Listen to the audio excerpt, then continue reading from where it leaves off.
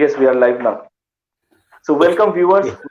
Welcome to the page of History That Matters and Netaji Subhash Aine Information Center, which is basically an initiative of Basirhat local association of Bharat scout and guide.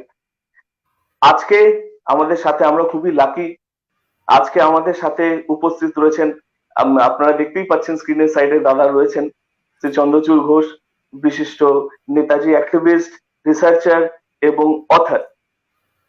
ওনাকে ভারতবর্ষের আর ওনাকে আর বিশেষ কোনো ইন্ট্রোডাকশনের প্রয়োজন নেই, আমি যেটা মনে করি আমরা সকলেই চিনি। আর দাদা মূলত আজকে আমাদের সময় দেওয়ার জন্য অনেক অনেক ধন্যবাদ। আর নেতাজি সুভাষ আইনে ইনফরমেশন সেন্টার এবং Basirhat local association Bharat scout and guide এবং ভারত স্কাউট এন্ড গাইডের সারা ভারত জুড়ে থাকা পুরো ফ্যামিলি এবং আমাদের বিভিন্ন জায়গায় থাকা ভলেন্টিয়ার্স এর তরফ থেকে আপনাকে অনেক অনেক ধন্যবাদ এবং অনেক অনেক স্বাগতম জানাই। না, thank you for having me, it's my pleasure. আমি মানে সবসময় অ্যাভেলেবেল, নেতাজি সংক্রান্ত যে কোনো আলোচনায় যোগদান করতে, পার্টিসিপেট করতে সবসময় অ্যাভেলেবেল। যা কাজ করছো সেটা খুবই ভালো কাজ করছো এবং করতে থাকো, এটা চালিয়ে যাও। You'll always have my support. It's my pleasure to join entirely. Thank you. Thank you very much, Dada. Our basic purpose of having such a center is basically to propagate the facts about the contributions made by Netaji Subhash Chandra Bose, our beloved leader Netaji Subhash Chandra Bose, and his INA. কারণ এখানে আমরা নেতাজির, আপনি তো বিস্তারিত ভাবে বলবেনই, তবু আমি বলছি যে আমরা নেতাজির বিষয়ে আমরা ছোটবেলা থেকে যেটা দেখে এসেছি, 23শে জানুয়ারি সেলিব্রেশন হয়। আর সেই সময় আইনের কথা তো আমরা বিশেষ করে কেউ জানি না, জানতে দেওয়া হয়নি, সেটা পরের কথা, কিন্তু আমরা বিশেষ কেউ জানি না আজাদিন ফৌজ আইনের মধ্যে কি পার্থক্য, আজাদিন সরকারের বিষয়েও আমরা জানি না, এতদিন জানতাম না। আর আপনাদের উদ্যোগগুলো নেওয়ার আগে, আপনার মতো বিশিষ্ট লোকেদের উদ্যোগ নেওয়ার আগে আমরা শুধু এটুকুই জানতাম নেতাজি সুভাষচন্দ্র বসু একজন বিশিষ্ট ব্যক্তিত্ব, তিনি স্বাধীনতা সংগ্রামী ছিলেন, তো নিশ্চয়ই বড় কিছু একটা করেছেন, এর জন্যই ওনার জন্মদিন এত সুন্দর করে পালন করা হয়। বাস 24 তারিখ থেকে আর কোনো নাম নেওয়া হয় না, বাস 23 তারিখটাই আমাদের স্কুলে ছুটি থাকতো, বাস এইটুকুই। এখন মিশন নেতাজি, আপনি অনুজধর, আপনারা সকলে মিলে, আমরা আমাদের সৌভাগ্য কিছুদিন আগে আমরা অনুজদার সাথেও একটা ইন্টারাকশন করেছি, তো ওনার সাথেও বেশ দীর্ঘ সময় আলোচনা হয়েছে, আমাদের দর্শকেরা দেখেছেন। তো মিশন নেতাজি আপনারা যেটা শুরু করেছেন, আপনি বিভিন্ন ফোরামে অনেকবারই কথা বলেছেন, আমি মনে করি আপনাদের যে উদ্যোগ, এটি একটি বিশেষ চেতনা জাগিয়েছে লোকেদের মধ্যে, আমার মতো কিছু সামান্য লোকেদের মধ্যে, যে আমাদেরও কিছু করা উচিত এই বিষয়ে, আপনাদের ফলো করে বা আপনাদের কাজকে ফলো করে, আমি যেটা বলবো, কারণ একটা চেতনা তো নিশ্চয়ই জাগাতে পেরেছেন। তো সেই বিষয়ে যদি একটু বলেন যে মিশন নেতাজির শুরু কিভাবে হলো, প্লিজ আমাদের দর্শক। মিশন নেতাজি শুরুটা অনেকবারই বলেছি, যেমন তুমি বললে যে অনেকবারই বলেছি, অনেক জায়গায় বলেছি।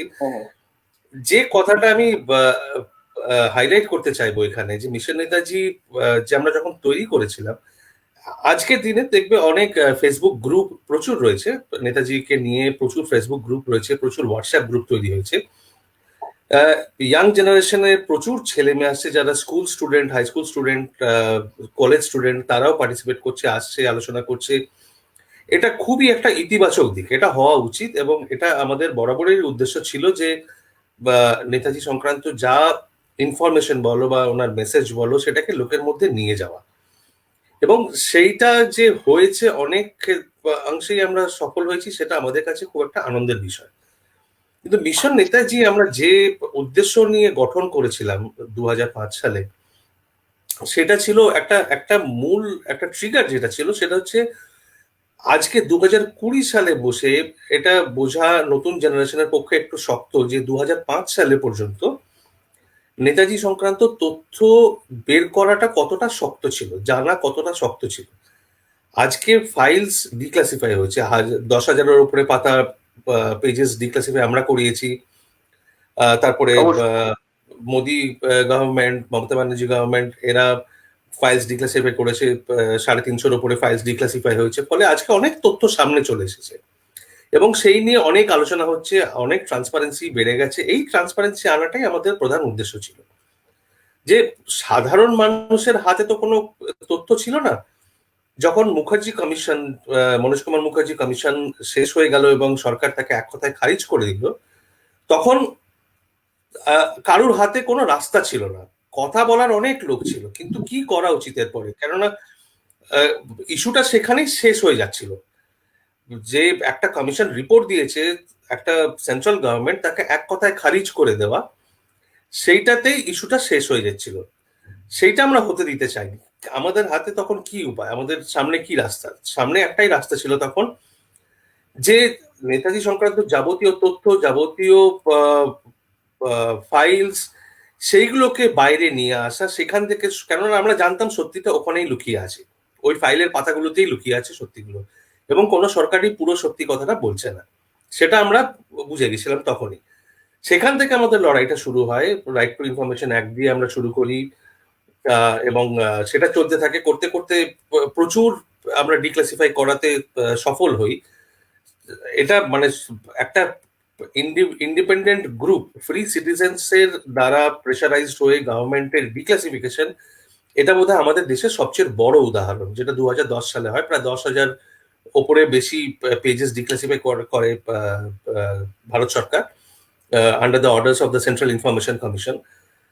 আইএন এর একটা হিস্ট্রি ছিল, ম্যানুস্ক্রিপ্ট ছিল, সেটাতেও সেন্ট্রাল ইনফরমেশন কমিশন অর্ডার দেয়, দিল্লি হাইকোর্টে আমার নামে মামলা করে দেয় ডিফেন্স মিনিস্ট্রি, কেননা আমি শুধু ওই ম্যানুস্ক্রিপ্টটা চাওয়ার জন্য, এবং ইনফরমেশন কমিশন যেহেতু অর্ডার দিয়েছিল যে ওটাকে আমাকে একটা কপি দিতে হবে, শুধু সেই কারণে ডিফেন্স মিনিস্ট্রি আমার নামে মামলা করে দেয়। সেই মামলা আজও চলছে, সরকার বদল হওয়ার পরেও কিন্তু মামলা উইথড্র করেনি ওরা, সেই মামলা আজও চলছে। কাজেই মানে একটা চূড়ান্ত অনীহা ছিল, যে সরকারই হোক, কেন্দ্রে যে সরকারই হোক, নেতাজির ব্যাপারে ইনফরমেশন রিভিল করার ব্যাপারে একটা প্রচন্ড অনীহা দেখা যায়। সেই তার এগেনস্টে লড়াই করে আজকে নিয়ে আসা, যেখানে হাজারে হাজারে ছেলে মেয়ে আজকে এটা নিয়ে আলোচনা করছে, কথা বলছে, যেখানে নেতাজিকে নিয়ে ওয়েব সিরিজ হচ্ছে, নেতাজিকে নিয়ে, গুমনামি বাবাকে নিয়ে সিনেমা হচ্ছে, এই জায়গাটা আসা একটা বড় লম্বা একটা জার্নি। এটা এটা এটা আমাদের কাছে, এটা আমাদের একটা খুব বড় গর্বের ব্যাপার, এটা আমাদের কাছে একটা সাফল্যের ব্যাপার, এটা নিয়ে আমরা আনন্দিত তো বটেই, কিন্তু কাজ এখনো অনেক বাকি রয়েছে। আমি প্রথমেই যেটা রেফার করলাম, যে আজকে দেখবে অনেক ফেসবুক রয়েছে, হোয়াটসঅ্যাপ গ্রুপ রয়েছে, এই গ্রুপগুলো নতুন জেনারেশন আসছে, পার্টিসিপেট করছে, কিন্তু যেটা এটার একটা ড্রব্যাক আমরা দেখতে পাচ্ছি, যে গোটা ব্যাপারটা আলোচনার মধ্যেই সীমাবদ্ধ। আলোচনাও বলবো না, কেউ কেউ এসে যে যা যেখানে ইনফরমেশন পাচ্ছে, যেগুলো পাবলিকলি ফ্রিলি অ্যাভেলেবেল, সেগুলো পোস্ট করে একটা মানে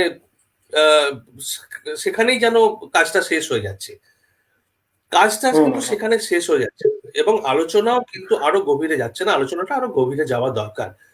মিশন নেতাজির যেটা যদি একটা কোনো ক্যারেক্টারিস্টিক থাকে, যেটা আমরা চাইবো যে নেক্সট জেনারেশন কন্টিনিউ করুক, আমরা তো করছি, আমরা করব, কিন্তু নেক্সট জেনারেশনও আমরা চাইবো কন্টিনিউ করুক, সেটা হচ্ছে কিছু করা, শুধু কথা বলে থেমে না যাওয়া, কিছু করা। কি করা যেতে পারে? অবশ্যই অবশ্যই। আজকে যেখানে দাঁড়িয়ে আছি আমরা, সেখানে অনেক কিছু করার আছে। আমি একটা দুটো উদাহরণ দিতে পারি যে কি কি করা যেতে পারে। এক হচ্ছে, এখনো পর্যন্ত নেতাজি সংক্রান্ত যে ইন্টেলিজেন্স ফাইল, সেগুলো ডিক্লাসিফাই করা হয়নি, সেইগুলো করা অত্যন্ত আবশ্যক, এবং সেটা করার জন্য সরকারকে চাপ দিতে হবে, রাজ্য সরকার এবং কেন্দ্রীয় সরকার দুজনকেই চাপ দিতে হবে, এবং এই চাপটা দিতে হবে মানে আমাদের যে Democratic structure, Democratic set up, আমাদের ইলেক্টেড রিপ্রেজেন্টেটিভ যারা যান, এমএলএ হন, এমপি হন, তাদেরকে দিয়ে প্রশ্ন করানো, তাদেরকে দিয়ে কথা বলানো, তাদের কাছে যাওয়া, গিয়ে কথা বলা। আমি ছোট্ট একটা উদাহরণ দিই, এটা অনেকেই হয়তো ভাবেন না, বা অনেকে মনে করেন হয়তো এটা একটা এফেক্টিভ স্ট্র্যাটেজি নয়। মিশন নেতাজি আমাদের সঙ্গে সৃজিত পানিকার, যে ত্রিবান্দ্রমে থাকে, সৃজিত পানিকার এই গোটা ইস্যুটা নিয়ে গেছিল শশী থারুরের কাছে। শশী থারুর লোকাল এমপি, শশী থারুর কিন্তু মন দিয়ে শোনে গোটা ব্যাপারটা, এবং শুনে কিন্তু সেন্ট্রাল গভর্নমেন্টের কাছে ইস্যুটা রেজ করেন। এইভাবে শুধু একজন নয়, যদি মানে 20, 22, 50 জন এমএলএ এমপি এই ইস্যুটা রেজ করতেই থাকেন, তখন কিন্তু সরকার বাধ্য হবে এটা নিয়ে কিছু একটা করতে। যেটা আমরা বারবার বলি, আজকে এটা যে আজকে পশ্চিমবাংলায় ইলেকশনের সময় আসছে, এবং রাজনীতিতে এই নেতাজি নিয়ে ইস্যু উঠবেই। আমরা বারবার যেটা বিজেপি এবং তৃণমূল দুই দলকেই বলি যে আপনারা যদি সত্যি করেই ব্যাপারটাতে ইন্টারেস্টেড হন, যেটা আপনারা করতে পারেন সেটা হচ্ছে পশ্চিমবাংলার 42 জন এমপি, 18 জন বিজেপির আছে, বাকি তৃণমূলের রয়েছে। আপনারা 5 জন এমপি নিয়ে যদি গিয়ে পার্লামেন্টে গিয়ে ধর্নায় বসেন, তাহলে কোনো রাজ্য, কোনো কেন্দ্রীয় সরকার কিন্তু সেটাকে অগ্রাহ্য করতে পারবে না। আপনাদের সিনসিয়ারিটি এবং সিরিয়াসনেস বোঝানোর এটা একটা সোজা রাস্তা, এটা আপনারা করুন। এটা করতে করতেই আজকে যে মমতা ব্যানার্জি সেদিন চিঠিটা লিখেছেন, তার পেছনে কিন্তু এই আমরা যে প্রেশারটা ক্রিয়েট করে যাচ্ছি তার পেছনে কিন্তু এটাও রয়েছে, এরও একটা অবদান রয়েছে। এই সেম প্রেশারটা আমরা ক্রিয়েট করার চেষ্টা করছি সেন্ট্রাল গভর্নমেন্টের ওপরেও। আমাদের কাজটা কোনো রাজনৈতিক দলগত কাজ নয়, আমরা সব রাজনৈতিক দলের সঙ্গে কথা বলি, সব রাজনৈতিক দলেরই সমালোচনা করি, এবং যখন যাকে সমর্থন করার প্রয়োজন হয় তাকে সেই ইস্যুতে সমর্থন করি। কিন্তু প্রিয়াসী, কি করা উচিত, কি কি করা যায়, কাজ অ্যাকশন পয়েন্ট কি কি আছে? এক হচ্ছে এই ইন্টেলিজেন্স ফাইলগুলো ডিক্লাসিফাই করার জন্য প্রেশার ক্রিয়েট করা। 2 নম্বর হচ্ছে যে কথাটা আমি বারবার বলি, যে 1924 সাল থেকে 1945 সাল, যে সময়টা সুভাষচন্দ্র বসুর অ্যাক্টিভ রাজনৈতিক জীবন, সেই সময়কার যদি কালেক্টেড ওয়ার্কস কম্পেয়ার করা যায়, মহাত্মা গান্ধীর কালেক্টেড ওয়ার্কস, জওয়াহরলাল নেহরুর কালেক্টেড ওয়ার্কস এবং নেতাজির কালেক্টেড ওয়ার্কস, মহাত্মা গান্ধীর কালেক্টেড ওয়ার্কস এই সময়কার যদি দেখো, প্রায় 30,000 প্রিন্টেড পেজেস, ছাপার পাতায় 30,000 পাতা, 1924 থেকে 1945। জওহরলাল নেহরুর প্রায় 9,000 পাতা ছাপা প্রিন্টেড পেজেস, প্রায় 9,000। সেখানে নেতাজির, সুভাষচন্দ্র বসুর ওয়ার্কস, চিঠিপত্র বলো বা ভাষণ বলো বা লেখা বলো, যাই নিব সব মিলিয়ে যা ছাপা হয়েছে এখন অব্দি কালেক্টেড ওয়ার্কস বলে, সেটা যায় কেবল 3,300 পাতা। এটাতেই পরিষ্কার বোঝা যাচ্ছে যে নেতাজি সুভাষচন্দ্রের যে রাজনৈতিক জীবন, যে কার্যকলাপ, তার যে চিন্তা ভাবনা, সেটা এখনো অবধি কিন্তু 7 দশক পরেও কিন্তু সেটাকে সংগঠিত করা যায়নি, সেটাকে সংগৃহীত করা হয়নি পুরোপুরি, অনেক বাকি রয়েছে। কারণ এটা তো মানা যায় না যে সুভাষচন্দ্র মহাত্মা গান্ধী এবং জওয়াহরলাল নেহরু থেকে কিছু কম বলতেন বা কিছু কম লিখতেন। তার রাজনৈতিক জীবন ইকুয়ালি অ্যাক্টিভ ছিল, তিনি একজন চিন্তাবিদও ছিলেন, তিনি ভারতের ভবিষ্যৎ নিয়ে ভাবতেন, ভারতের বাংলার ইতিহাস নিয়ে অনেক লেখা রয়েছে, ঐতিহ্য নিয়ে তিনি কথা বলতেন, সাম্প্রদায়িক সমস্যা নিয়ে অনেক কথা বলে গেছেন, ভারতের ভবিষ্যতে, বাংলার ভবিষ্যতে রাজনৈতিক কি ধরনের ডেভেলপমেন্ট হওয়া উচিত, সোশ্যাল ডেভেলপমেন্ট কি ধরনের হওয়া উচিত, এগুলো নিয়ে অনেক চিন্তা ভাবনা করেছেন, কথা বলেছেন। সেগুলো কোথায়? Just 1/3 of Mahatma Gandhi's collected works, এটা মেনে নেওয়া যায় না। ফলে এই যে জিনিসটা হয়েছে, এটা হয়েছে একটা পরিবারের মধ্যে কক্ষিগত হয়ে যাওয়ার ফল। এটা যে ওই একটা পরিবারের কাছেই কপিরাইট আছে এবং নেতাজি সংক্রান্ত যা কিছু করার ওই একটা পরিবারই করবে, সেইটাকে মেনে নেওয়ার ফল হচ্ছে এইটা। ফলে যে কারেন্ট জেনারেশন, পরবর্তী জেনারেশন, যারা বর্তমান পরবর্তী প্রজন্ম যারা আসছে, বর্তমান প্রজন্মে যারা ইয়াং স্টুডেন্টস কমিউনিটি, তাদের উচিত এগিয়ে এসে এইগুলো চারিদিকে কাজগুলোকে হাতে নেওয়া।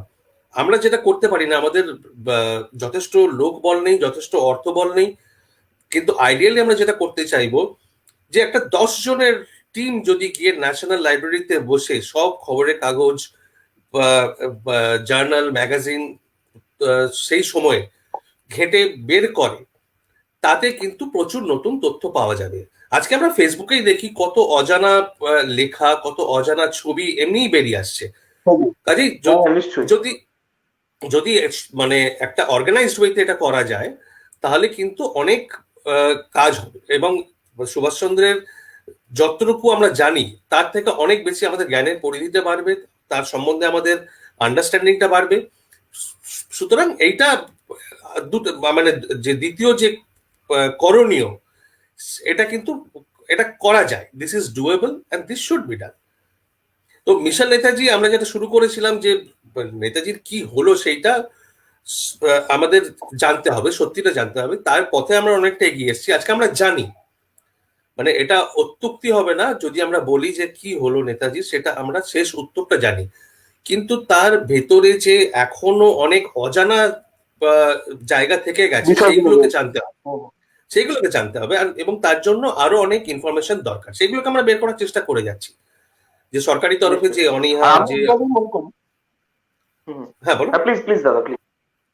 না এই বই আমি ওটাই এভাবেই যে মনে করি যে হ্যাঁ হ্যাঁ হ্যাঁ, ঠিক ঠিক ঠিক, যে mission Netaji absolutely successful. At least লোকেদের মধ্যে, এই জেনারেশনের লোকেদের মধ্যে এই ব্যাপারটা তো তাদের বোঝানো গেছে, তাদের মানে মাথায় বা তাদের রক্তের মধ্যে ইনজেক্ট করা গেছে যে এই বিষয়ে আলোচনার প্রয়োজন আছে। এই ক্ষেত্রে প্রথম প্রশ্ন আমরা পেয়েছি, সন্দীপ চৌধুরী জিজ্ঞেস করছেন যে sir, why do you think, or why do we think the governments over the years were so reluctant about disclosing facts about Netaji? সরকারের অনীহা কারণ কি? কারণ এটা রাজনৈতিক ভাবে একটা খুব বিপজ্জনক ইস্যু। কেন বলি যে এই এই ইস্যুটাকে খুলতে গেলে, এই গোটা ব্যাপারটাকে খুলতে গেলে শুরু করতে হবে ভারতের স্বাধীনতা কেমন করে এলো। ভারতের স্বাধীনতা, এই হ্যাঁ, যে একটা গল্প তৈরি করা হয়েছে, একটা মিথ ক্রিয়েট করা হয়েছে যে আমরা স্বাধীনতা পেয়েছি কারণ ইংরেজরা আমাদের স্বাধীনতা দিয়ে চলে গেল অহিংসা আন্দোলনের জন্য, ভালোবাসায় সবকিছু ছেড়ে হাতে ধরিয়ে দিয়ে চলে গেল।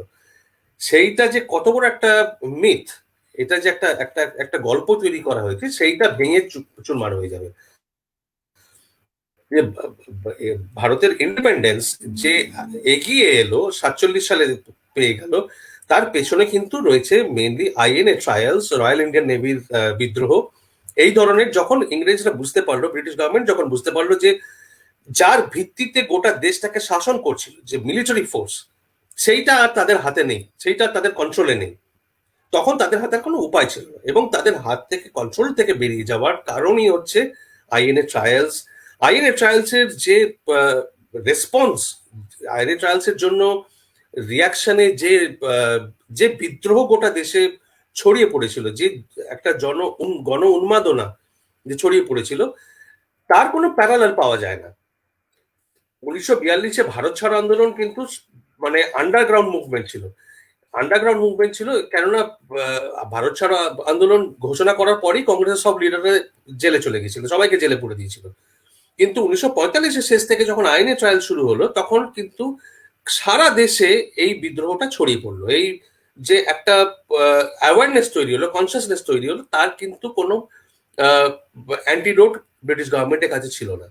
এবং তারা রিপোর্ট পেতে থাকলো, ইভেন ইন্টেলিজেন্স রিপোর্ট পেতে থাকলো যে আইএনএ সোলজার্সদের জন্য ফান্ডস রেজ করছে ইন্ডিয়ান আর্মির লোকজন, ক্যান্টনমেন্টে ফান্ডস রেজ করা হচ্ছে। তখন তাদের মানে একদম মাথা খারাপ হয়ে যাওয়ার জোগাড়, যে একটু সবই হাত থেকে বেরিয়ে যাচ্ছে। এই যে সুভাষচন্দ্রের যে রোল, আইএনএ কে তৈরি করা, আজাদিন সরকার গঠন করা, যে ব্রিটিশ সরকারের উপরে চাপ দেওয়া, যে একটা ভীতি সৃষ্টি করা, এবং তার ফলে যে 1945-এর শেষে যখনও আইএনএ ট্রায়াল শুরু হয়নি, তখন যদি কংগ্রেসের মিটিং এর মিনিটস গুলো দেখো, এআইসিসির মিটিং এর মিনিটস দেখো, কেউ কিন্তু 1947 সালে স্বাধীনতার কথা কল্পনাও করতে পারেনি।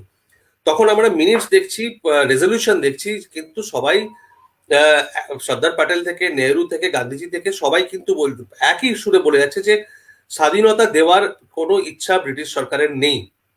ফলে আমাদের হাতে এই মুহূর্তে কোনো কার্য মানে কোনো প্রোগ্রাম নেই, কোনো ওয়ার্ক প্রোগ্রাম নেই। Let's go back. আমি জাস্ট একটা পয়েন্ট বলতে চাই, যদি যদি স্বাধীনতা দিতে সেই সময় যদি ব্রিটিশ সরকার বাধ্যই হতো, তবে সাউথ আফ্রিকার এত সময় লাগলো কেন? জাস্ট এই পয়েন্টটা বলো, আপনি প্লিজ কন্টিনিউ। দেখো, তুলনামূলকভাবে অনেক কিছু করা যেতে পারে, অনেক কিছু বলা যেতে পারে।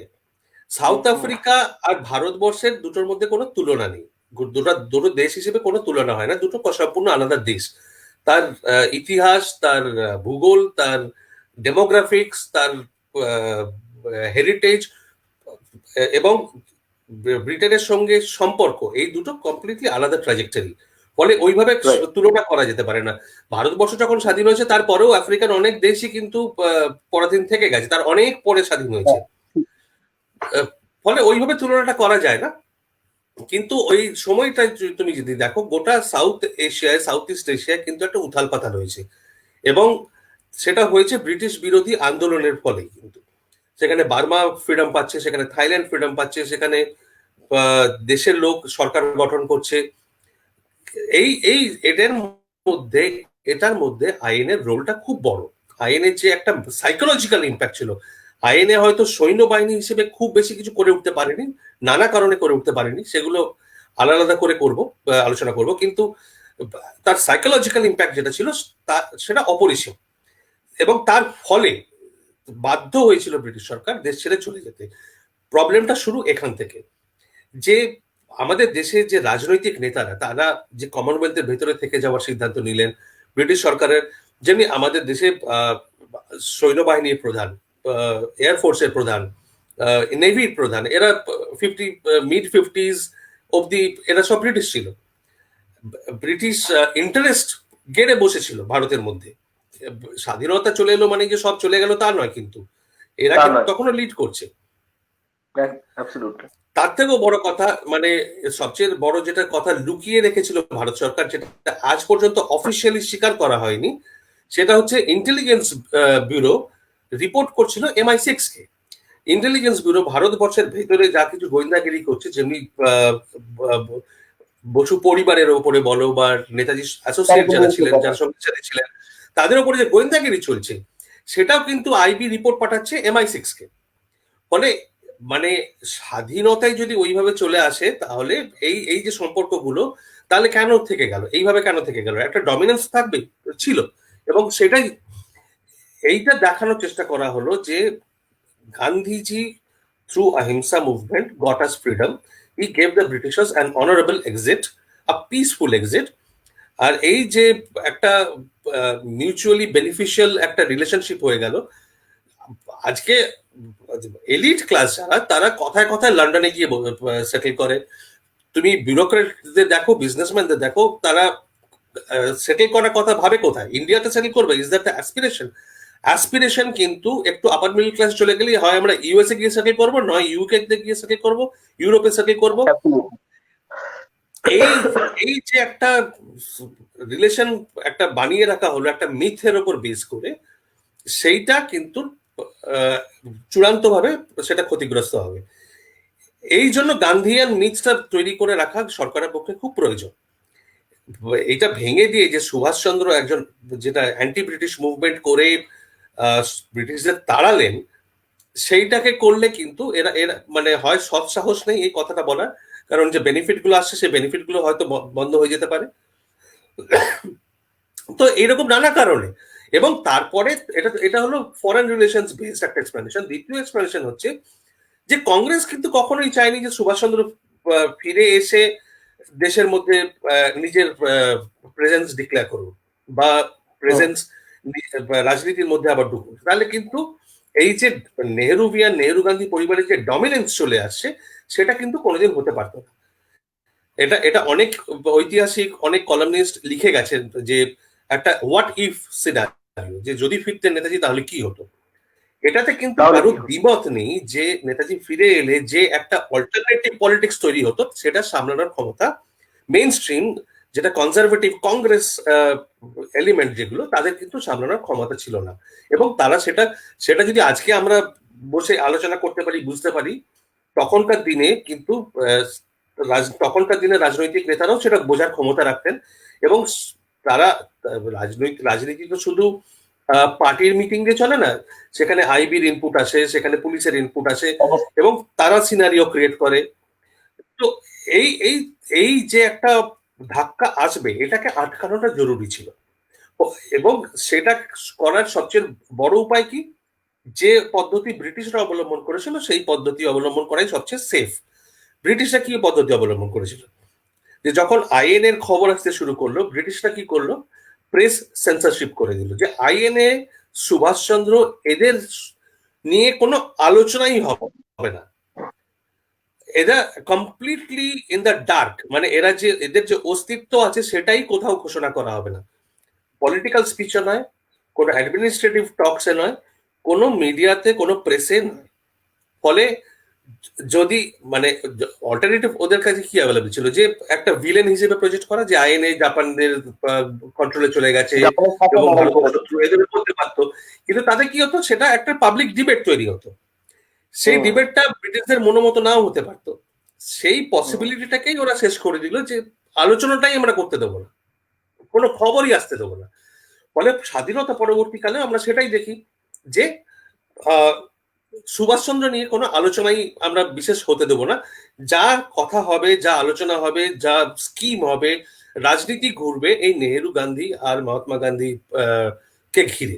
এই এই এই অ্যাক্সেসটা চলবে। এইটাকে মেনটেন করার জন্য কিন্তু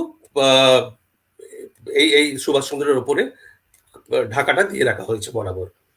এবার তুমি হয়তো প্রশ্ন করবে যে তাহলে যখন অন্যান্য সরকার এসছে তখন কেন কিছু করেনি? জনতা সরকার এসছে, আমার মাথায় আসছিল বারবার। 90 দশকের শেষে এনডিএ সরকার এসছে। দেখো যতটুকু হয়েছে, যেটা আমরা বলি যতটুকু প্রোগ্রেস হয়েছে নেতাজি কেসে, সেটা কিন্তু নন কংগ্রেস গভর্নমেন্ট যখন ক্ষমতায় থেকেছে তখন। যেমনি এই প্রসঙ্গে পার্লামেন্টে নেতাজির ছবিও প্রতিষ্ঠিত হয় বেশ অনেকদিন পর। আপনি কিছুদিন আগে একটা ডিসকাশনে বলছিলেন। অনেকদিন পর না, সেটা জনতা গভর্নমেন্ট ক্ষমতায় আসার পরে সমর গুহের প্রচেষ্টায় সেটা ছবিটা টাঙানো হয় পার্লামেন্ট হলে।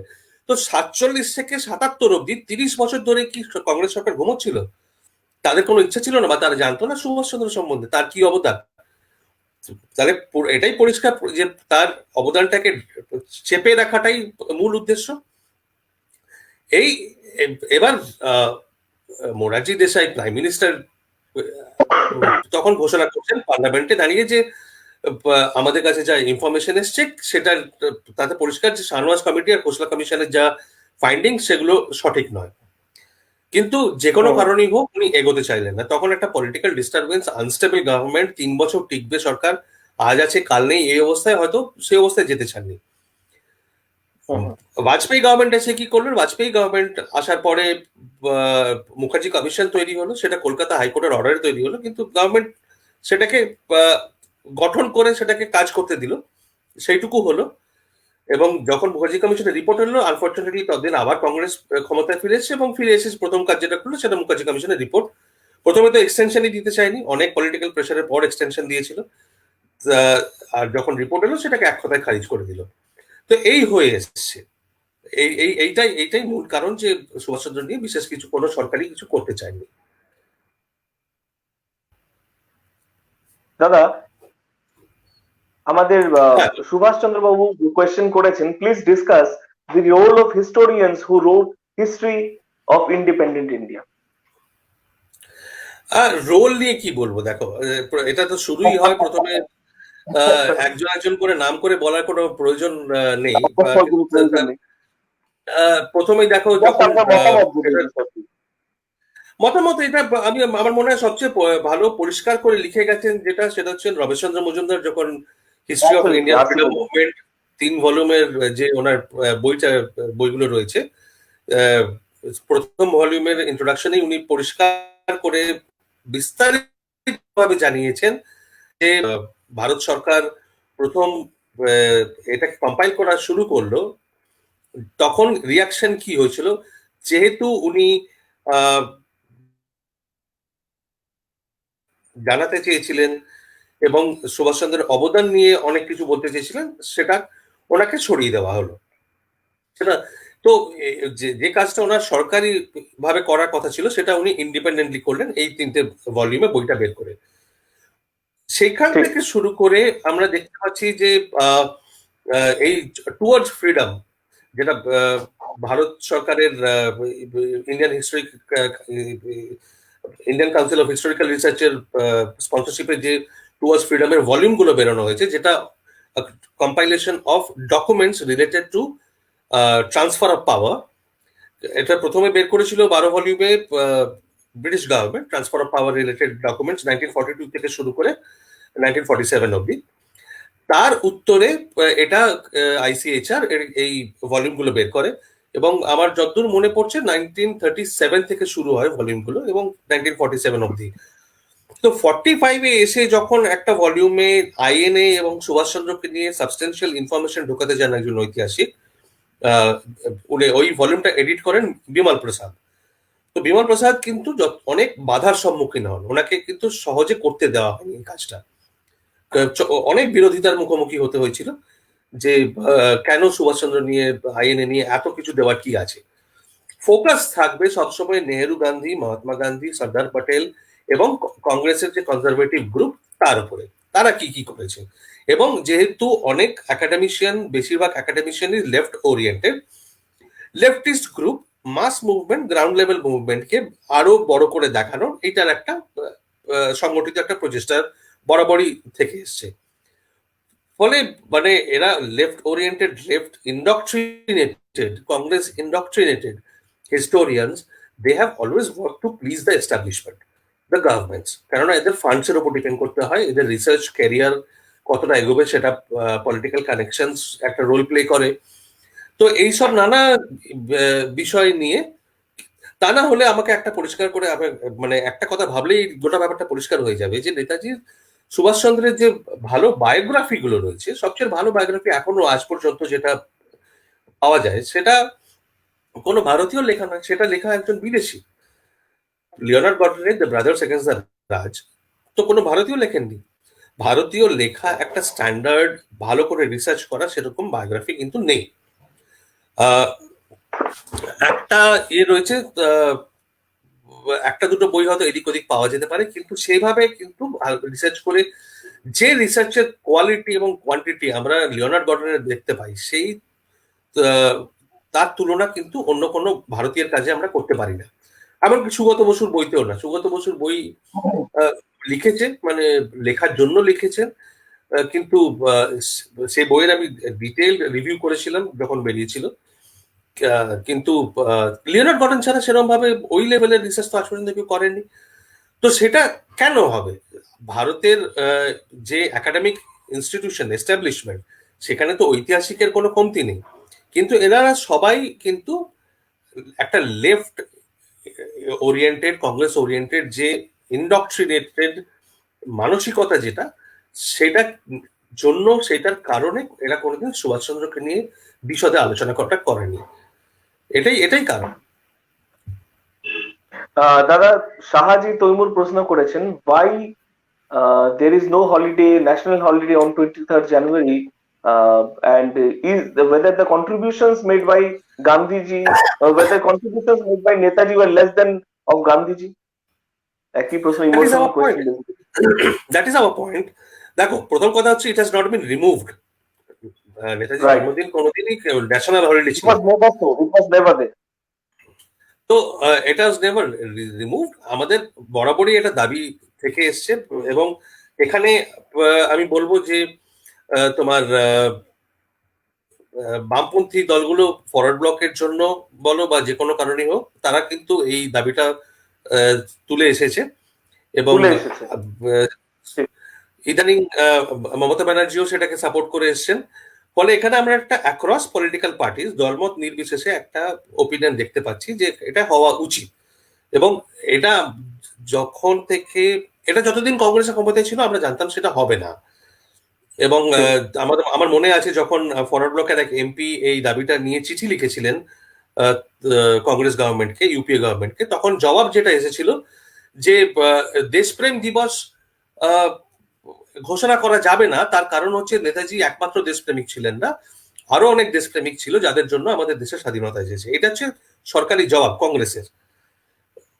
তো প্রশ্নটা ওঠে, কে যে পণ্ডিত নেহরু কি একমাত্র লোক ছিলেন ভারতবর্ষে যিনি ছোটদের ভালোবাসতেন যে শিশু দিবস করা হলো? সর্বপল্লী রাধাকৃষ্ণন কি ভারতের একমাত্র শিক্ষক যিনি, যার জন্য শিক্ষক দিবস পালন করা হয়? তাহলে এই জিনিসগুলো কি? এটা একটা এটা এই মানসিকতাটা এই জবাব পরিষ্কার হয়ে যায়। এবং একটা ছোট্ট কথা বলবো দাদা, যে দ্বিতীয় কথা, আমরা যদি মহাত্মা গান্ধীর কথাই যদি মেনে চলি, তবে তিনিই বলেছিলেন যে Subhash Chandra Bose patriot of patriot. তো সেই ক্ষেত্রে দেশপ্রেম দিবস হিসেবে ঘোষণা করা কোনো আপত্তি থাকার কথাই না। সেই পয়েন্টটা যদি আমরা ধরি, সেই পয়েন্টটা যদি আমরা না, মহাত্মা গান্ধীকে একটা সিম্বল হিসেবে তুলে ধরা হয়, মহাত্মা গান্ধীর কোনো কথাই মানা হয় না। কোনো দল যারাই মহাত্মা গান্ধীর কথা বলুক, কোনো কথাই মহাত্মা গান্ধীর মানা হয় না। যদি মানা হতো তাহলে লাদাখে সেনাবাহিনী না পাঠিয়ে গান্ধী পিস ফাউন্ডেশনের অফিস খোলা হতো। সেখানে সৈন্যবাহিনীর কি দরকার? অস্ত্র কেনার জন্য India is the largest buyer of weapons in the world. কি দরকার? আমাদের এত সৈন্যবাহিনীর কি দরকার? চারিদিকে আহ, আহ, অহিংসা সেবকদের পাঠালেই হতো। পাঠান, ভলেন্টিয়ার্স পাঠালি কাজ হয়ে। হ্যাঁ, তো সত্যাগ্রহীদের পাঠিয়ে দিন না, সত্যাগ্রহী টিম তৈরি করে চারিদিকে পাঠানো হোক। কি দরকার ঝামেলা যুদ্ধ বুদ্ধ করা? কার্গিলে যুদ্ধ করার কি দরকার ছিল? যখন ওরা ঢুকছে তখন সত্যাগ্রহীরা কেন গেল না? তো ঠিক কথা। এই এই যে দ্বিচারিতাটা কংগ্রেসের সঙ্গেও ছিল, কংগ্রেসের জামানাতেও ছিল, এবং এই দ্বিচারিতাটা আরো বেড়েছে বিজেপি আসার পরে। বিজেপি মুখে গান্ধী পুজো ছাড়া, গান্ধী ভক্তি ছাড়া আর কোনো কথা নেই। ওরা গান্ধী ভক্তিতে এত ডুবে গেছে। 2014 সালে যখন নরেন্দ্র মোদী ক্ষমতায় আসেন, তখনই কিন্তু আমরা একটা ডিটেইল মেমোরান্ডাম সাবমিট করেছিলাম, এবং সেই সেই সময় থেকে প্রতি বছর আমরা বলে আসি যে 23শে জানুয়ারিটা একটা ন্যাশনাল হলিডে ডিক্লেয়ার করা হোক, দেশপ্রেম দিবস হিসেবে আপনারা মার্ক করুন, সেলিব্রেট করুন, অবজার্ভ করুন। এবছরও করেছি। মানে এটা একটা নাম করার জন্য মমতা বন্দ্যোপাধ্যায় একটা কমিটি তৈরি করে দিচ্ছেন নেতাজির 125তম জন্ম জয়ন্তীতে। সেন্ট্রাল গভর্নমেন্ট বলেছে আমরা করবো, কিন্তু সেখানে এখনো পর্যন্ত কিছু করে উঠতে পারেনি, কিছু করেনি। এর থেকেই বোঝা যায় যে মানে এটা একটা পলিটিক্যাল টুল ছাড়া আর কিছু না। তো হওয়া উচিত। আমরা দাবিটাকে সমর্থন করি, মমতা ব্যানার্জি দাবিটা তুলেছেন, আমরা সেটাকে একদম আনকন্ডিশনালি সেই দাবিটাকে সমর্থন করি। আমাদের নিজেদেরও বড় দাবি থেকে এসছে, এবং চেষ্টা করে যাবো যাতে এটা হয়। দাদা, আমি মনে করি মুখ্যমন্ত্রী মমতা ব্যানার্জির চিঠিতে একটা ইম্পর্টেন্ট পয়েন্ট ছিল, দ্বিতীয় পর্যায়ে যেটি ছিল যে অন্তর্ধান রহস্যের নিষ্পত্তি প্রয়োজন। তার মানে হ্যাঁ, তিনিও মনে করছেন, এখানে অফিসিয়ালি যেহেতু চিঠিতে দেওয়া হয়েছে প্রধানমন্ত্রীকে, যে তার মানে প্লেন ক্র্যাশে মৃত্যু হয়নি, সেটা তিনিও মানছেন। না, সেটা মমতা ব্যানার্জি বরাবর একই কথা বলে এসছেন। উনি যতদিন ধরে রাজনীতিতে আছেন এবং যতদিন এই ইস্যুতে কথা বলেছেন, পার্লামেন্টে যতবার ইস্যুটা উত্থাপন করেছেন, এই একই কথা উনি বলেছেন। সেখানে we have to give her full credit. উনি কিন্তু বক্তব্যের কোনো পরিবর্তন করেননি। এমনকি আমার মনে আছে যখন মুখার্জি কমিশনের জবাবে যখন ডিবেট হচ্ছিল লোকসভায়, কথা বলছিলেন সুব্রত বসুর সময় তখন প্রায় শেষ হয়ে গেছে, ওনার হাতে সময় নেই। মমতা ব্যানার্জি কিন্তু নিজের সময়টা ছেড়ে দিয়েছিলেন সুব্রত বসুকে বলার জন্য। তো সেটা সেটা একটা দিক। দ্বিতীয় দিকটা হচ্ছে মমতা ব্যানার্জি মুখেই কথা বলছেন, কিন্তু উনি কাদের বসাচ্ছেন নেতাজি জন্মজয়ন্তী কমিটিতে? সুগত বসু, অমর্ত্য সেন, এনাদের মতো লোকেদের, যারা কিন্তু এই ব্যাপারটাকে অভিজিৎ ব্যানার্জি।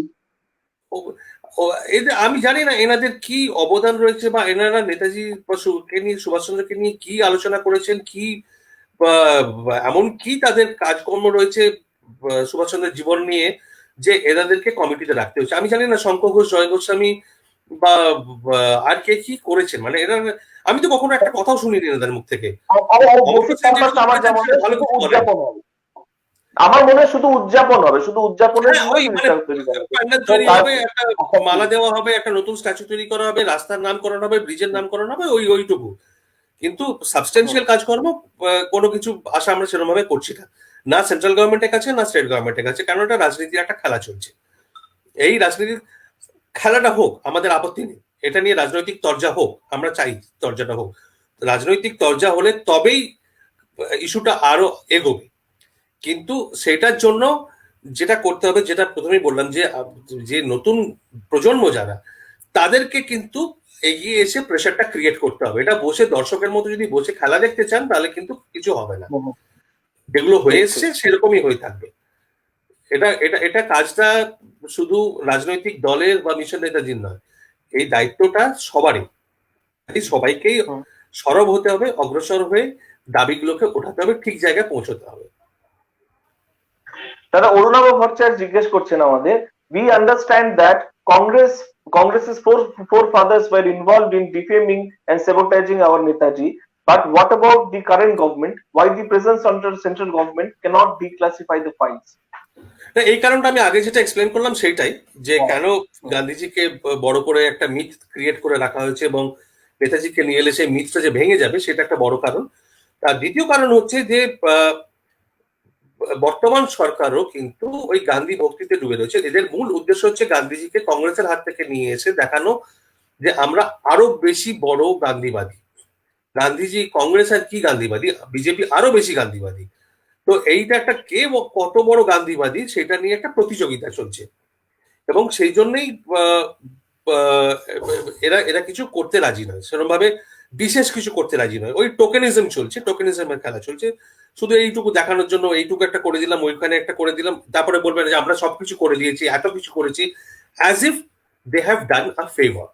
ওদের মানসিকতাটা হচ্ছে, দেখো আমরা 300টা ফাইল ডিক্লাসিফাই করেছি, আমরা একটা দ্বীপের নামকরণ করেছি, আমরা আমাদের মন্ত্রীকে, প্রধানমন্ত্রী গিয়ে 21শে অক্টোবর পতাকা উত্তোলন করেছেন রেড ফোর্টে, আইএনএ ভেটারানদের আনা হয়েছে 26শে ডিসেম্বরের প্যারেডে, এত কিছু আমরা করে দিয়েছি। এই যে এত কিছু আমরা করে দিয়েছি, এইটা হচ্ছে দেখানোর জন্য। আসল যে জিনিসগুলো করার সেটা কিন্তু এরাও কিছু করেনি, এবং কতটা করবে সেই নিয়ে আজকে একটা প্রশ্নচিহ্ন রয়েছে, বড় প্রশ্নচিহ্ন রয়েছে। এরা আইডিওলজিক্যালি ডিভাইডেড। একসঙ্গে গান্ধী, সাভারকার আর নাথুরাম গডসেকে পুজো করা যায় না, ফলে একটা কনফিউশন রয়েছে এদের মধ্যে, এবং সেই কনফিউশনটা কাটিয়ে এরা কিভাবে নেতাজিকে অ্যাপ্রোপ্রিয়েট, এক নেতাজি সম্বন্ধে এদের বোধ বুদ্ধি খুবই কম, খুব একটা বেশি এরা কেউ জানেও না, জানতে চায়ও না, ইন্টারেস্টও নেই। আর দ্বিতীয় কথা হচ্ছে, যারা করতে পারে, বাংলায় যারা বাঙালি আহ, গর্ব, বাঙালি প্রাইডের কথা বলে যারা রাজনীতিটা করছেন, তারাও কিন্তু কিছু করতে চান না, সেটাও একটা, সেটাই দুঃখের ব্যাপার। তো এখানে আমাদেরকে সাধারণ লোকজনকে এগিয়ে এসে ইন্টারভিউটা করা প্রয়োজন। এখানে মনোজিৎ ভট্টাচার্য একই প্রশ্ন করেছেন। Good evening sir, is the present government doing any work regarding the files and records of Netaji being declassified? আমি না, মনে সেরকম করি যে কোনো আপনি এখনো অলরেডি দেখিনি, আমরা কোনো দেখিনি। অন দ্য কন্ট্রারি, এই সরকারের মেম্বাররা, মন্ত্রীরা পার্লামেন্টে দাঁড়িয়ে ডাহা মিথ্যে কথা বলে যাচ্ছেন, বলে যাচ্ছেন যে সবকিছু আমরা ডিক্লাসিফাই করে দিয়েছি, নেতাজি সংক্রান্ত সব ফাইলস ডিক্লাসিফিকেশন হয়ে গেছে, যেটা একটা ডাহা মিথ্যে কথা। আর আমরা বারবার এটাকে বলে এসেছি, তৃণমূলকেও বলেছি আমরা, যে why don't you move a privilege motion against this, because this is a lie. পার্লামেন্টে দাঁড়িয়ে সরকারের তরফ থেকে যখন একটা ডাহা মিথ্যে কথা বলা হয়, তার বিরুদ্ধে অ্যাকশন নেওয়া উচিত। সেটাকে যদি আনচ্যালেঞ্জড যেতে দেওয়া হয়, তাহলে কিন্তু সমান দোষী বিরোধীরাও, বিরোধী পক্ষের রাজনীতিকরাও কিন্তু সমানভাবে দোষী। সেটা সেটা কেন হচ্ছে না, কেন করছে না, কোনো দল কেন উত্থাপন করছে না? নেতাজি সংক্রান্ত সব ফাইল যে ডিক্লাসিফাই হয়নি সেটা সবাই জানে, পরিষ্কার। আমরা এটা চ্যালেঞ্জ করেছিলাম, ন্যাশনাল টেলিভিশনে চ্যালেঞ্জ করেছি বিজেপি স্পোক্স পার্সনকে, তার কাছে কোনো উত্তর নেই। পার্লামেন্টে দাঁড়িয়ে কেমন করে এই মিথ্যে কথাটা বলে যাচ্ছে বারবার। সত্যি চমকপ্রদ একটি ব্যাপার। মৌমিতা তরফদার জিজ্ঞেস করছেন, ইন্ডিয়ান হিস্ট্রিতে আমরা নেতাজির বিষয়ে কিছু সেভাবে পাই না কেন? এটি তার একটি কারণ তো প্রশ্ন, যদিও শুনতে চাচ্ছেন। এটা এটা এতক্ষণ ধরে যা বলছিলাম, এই প্রশ্নটার উত্তর সেগুলোই। যদি রাজনৈতিক ভাবে নেতাজিকে চেপে রাখা হয়, সুভাষচন্দ্রের গোটা অবদান চেপে রাখা হয়, তার ইভেন কালেক্টেড ওয়ার্কস যেগুলো, সেটাও যদি পুরোপুরি প্রকাশ না হয় 70 বছর 75 বছর পরে, তাহলে পাঠ্যপুস্তকে কেমন করে আসবে? পাঠ্যপুস্তক কারা তৈরি করে? পাঠ্যপুস্তক তো করে সরকার, সেটা তো politically motivated, politically sponsored, politically clear. তো সেখানে কেমন করে হবে যতক্ষণ না একটা পলিটিক্যাল ইস্যু তৈরি হচ্ছে? সেই পলিটিক্যাল ইস্যুটা আপনারা তৈরি করুন, আপনারা এগিয়ে আসুন, কথা বলুন নিজেদের রিপ্রেজেন্টেটিভদের সঙ্গে, চিঠি লিখুন, ইমেল লিখুন। আজকে তো ফেসবুক রয়েছে, টুইটার রয়েছে, আপনাকে কারোর সঙ্গে গিয়ে দেখাও করতে হবে না, কথাও বলতে হবে না, কোথাও লাইনে দাঁড়াতে হবে না। টুইট করে যান, সমানে টুইট করে যান, ট্যাগ করুন আপনার লোকাল রিপ্রেজেন্টেটিভকে, এমএলএ বলুন, এমপি বলুন, তারা সবাই সোশ্যাল মিডিয়াতে রয়েছে, ফেসবুকে পোস্ট করুন, ইমেল করুন, অনেক উপায় রয়েছে। আপনাদের এগিয়ে আসতে হবে এটা করার জন্য। শুধু বসে কথা বললে এবং বসে নালিশ করলে হবে না। মানে আমার এক সিনিয়র বারবার বলতেন কথাটা, এবং কথাটা অনেকাংশে সত্যি, that India is a nation of grumblers. We love to sit and grumble. এটা কেন হচ্ছে না, ওটা কেন হচ্ছে না, এটা কেউ করছে না, ওটা কেউ করছে না। আমাদের নিজেদের একটা দায়িত্ব আছে, কর্তব্য রয়েছে, এবং করার ক্ষমতা রয়েছে।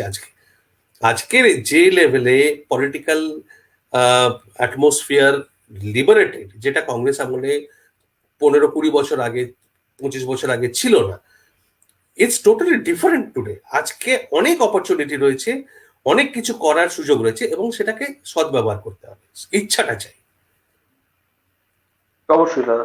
দাদা সন্দীপ চৌধুরী আরেকটি প্রশ্ন করেছেন, sir what is your assessment, এই প্রশ্নটি একটু অন্য, আমাদের আলোচনা থেকে একটু অন্যদিকে যাবে। What is your assessment regarding the political ideology of Netaji in the context of post independent India?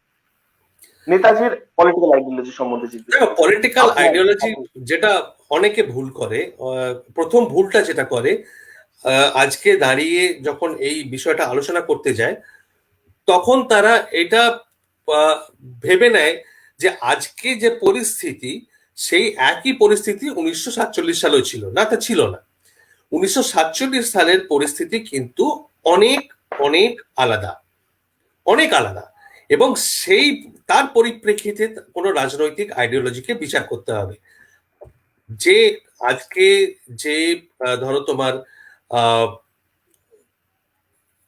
Communalism বলো, টেররিজম বলো, বা কমিউনাল রিলেশনস এর কথা বলো, বা চারিদিকে বিভিন্ন গ্রুপের যে ক্ষোভ রয়েছে, যে যার বহিঃপ্রকাশ ঘটছে নানাভাবে, সেগুলো কিন্তু 1947 থেকে অনেক আলাদা। ফলে রাজনৈতিক ওই সময়ে যেটা ছিল, যেটা মানে প্রোগ্রেসিভ পলিটিশিয়ান যারা ছিলেন তাদের মনে কিন্তু এটা নিয়ে কোনো দ্বিমত ছিল না যে স্টেট কন্ট্রোলড হতে হবে ইন্ডিয়ান ইকোনমিকে। সেটা ইকোনমিক একটা agreement, most progressive elements, most progressive politician have the same view যে স্টেট কন্ট্রোল তো হতে হবে, তা নাহলে রিডিস্ট্রিবিউশন না হলে ভারতবর্ষকে 200, 250, 300 বছর ধরে যেভাবে শোষণ করা হয়েছে, যে পরিমাণ পভার্টি রয়েছে দেশে, তাতে যে কোটি কোটি লোককে কিন্তু তুলে আনা যাবে না এই দারিদ্র থেকে। সেটা একটা ছিল অর্থনৈতিকভাবে। দ্বিতীয় হচ্ছে যে একটা ভিশন ছিল 1930 দশক বলো, 1940-এর দশক বলো, সেই সময় একটা ভিশন ছিল। কমিউনাল টেনশন তখন শুরু হয়ে গেছে, কিন্তু কমিউনাল টেনশনটা বিভৎস আকার নিতে শুরু করলো 1946 থেকে। তার আগে অবধি কিন্তু একটা ভিশন ছিল যে আমরা একটা দেশ গড়ব যেখানে everybody will be together, there will be the sense of Indianness. এখন ইন্ডিয়া তো কোনো by by a natural phenomenon, কোনো Indian was not a nationality as such. অনেক এলিমেন্টস নিয়ে তৈরি করা, অনেক এলিমেন্টস নিয়ে একটা তৈরি করার প্রচেষ্টা এবং কনসিয়াস একটা এফর্ট অ্যাটেম্প্ট আমরা দেখতে পাচ্ছি শুরু থেকে। যে কারণে যে কথাটা ঐতিহাসিক অমরেশ ত্রিপাঠী খুব সুন্দরভাবে লিখেছেন যে সুরেন্দ্রনাথ ব্যানার্জি যখন তার আত্মজীবনী লেখেন, উনি সেই আত্মজীবনীর নাম দেন আ নেশন ইন মেকিং। সেটা বিনা কারণে দেননি, একটা উদ্দেশ্য ছিল। যে কারণে আজকের জমিতে দাঁড়িয়ে, আজকের সময় দাঁড়িয়ে অনেকে আমি দেখি যে দেশবন্ধু চিত্তরঞ্জন দাসের বেঙ্গল প্যাক্টকে নিয়ে কটু কথা বলেন। বেঙ্গল প্যাক্ট তৈরি হয়েছিল 1924-25, সেই সময়কার পরিস্থিতি এবং আজকের পরিস্থিতি এক নয়। ফলে আজকের জমিতে দাঁড়িয়ে কিন্তু ওইটাকে ওইভাবে ক্রিটিসাইজ করা যায় না। উদ্দেশ্যটা ছিল তখন কিন্তু দুটো কমিউনিটিকে সমান জমিতে নিয়ে আসা, যাতে কোনো ইল ফিলিং না থাকে। কমিউনাল ফোর্সেস তো কাজ করছে, সেই কমিউনাল ফোর্সেস এর হাত থেকে বের করে আনা কনজারভেটিভ ফান্ডামেন্টালিস্ট যে ফোর্সেস ছিল তাদের হাত থেকে বিভিন্ন কমিউনিটিকে বের করে এনে একটা সেকুলার সমাজ তৈরি করার একটা ভিশন ছিল। সেই ভিশনটা কার্যকরী হয়নি, অর্থনৈতিক যে ভিশন ছিল সেটা কার্যকরী হয়নি, নানা কারণে হয়নি। এবং তার মধ্যে যে যতটা ইনকম্পিটেন্স ছিল পোস্ট ইন্ডিপেন্ডেন্ট ইন্ডিয়াতে, ইন্ডিপেন্ডেন্ট বা স্বাধীন ভারতবর্ষের এই কংগ্রেস সরকারের যে ইনকম্পিটেন্স যতটা দায়ী, করাপশন ততটা দায়ী, এবং ক্ষমতার লোভ সম পরিমাণে দায়ী। তো নেতাজির যে আদর্শ ছিল সেটা কি সফল হতো? এটার খুব একটা ছোট্ট করে উত্তর দেওয়া যেতে পারে যে বাকিরা কিন্তু থিওরিটিক্যালি কথা বলে গেছে, বাকি রাজনৈতিক নেতারা।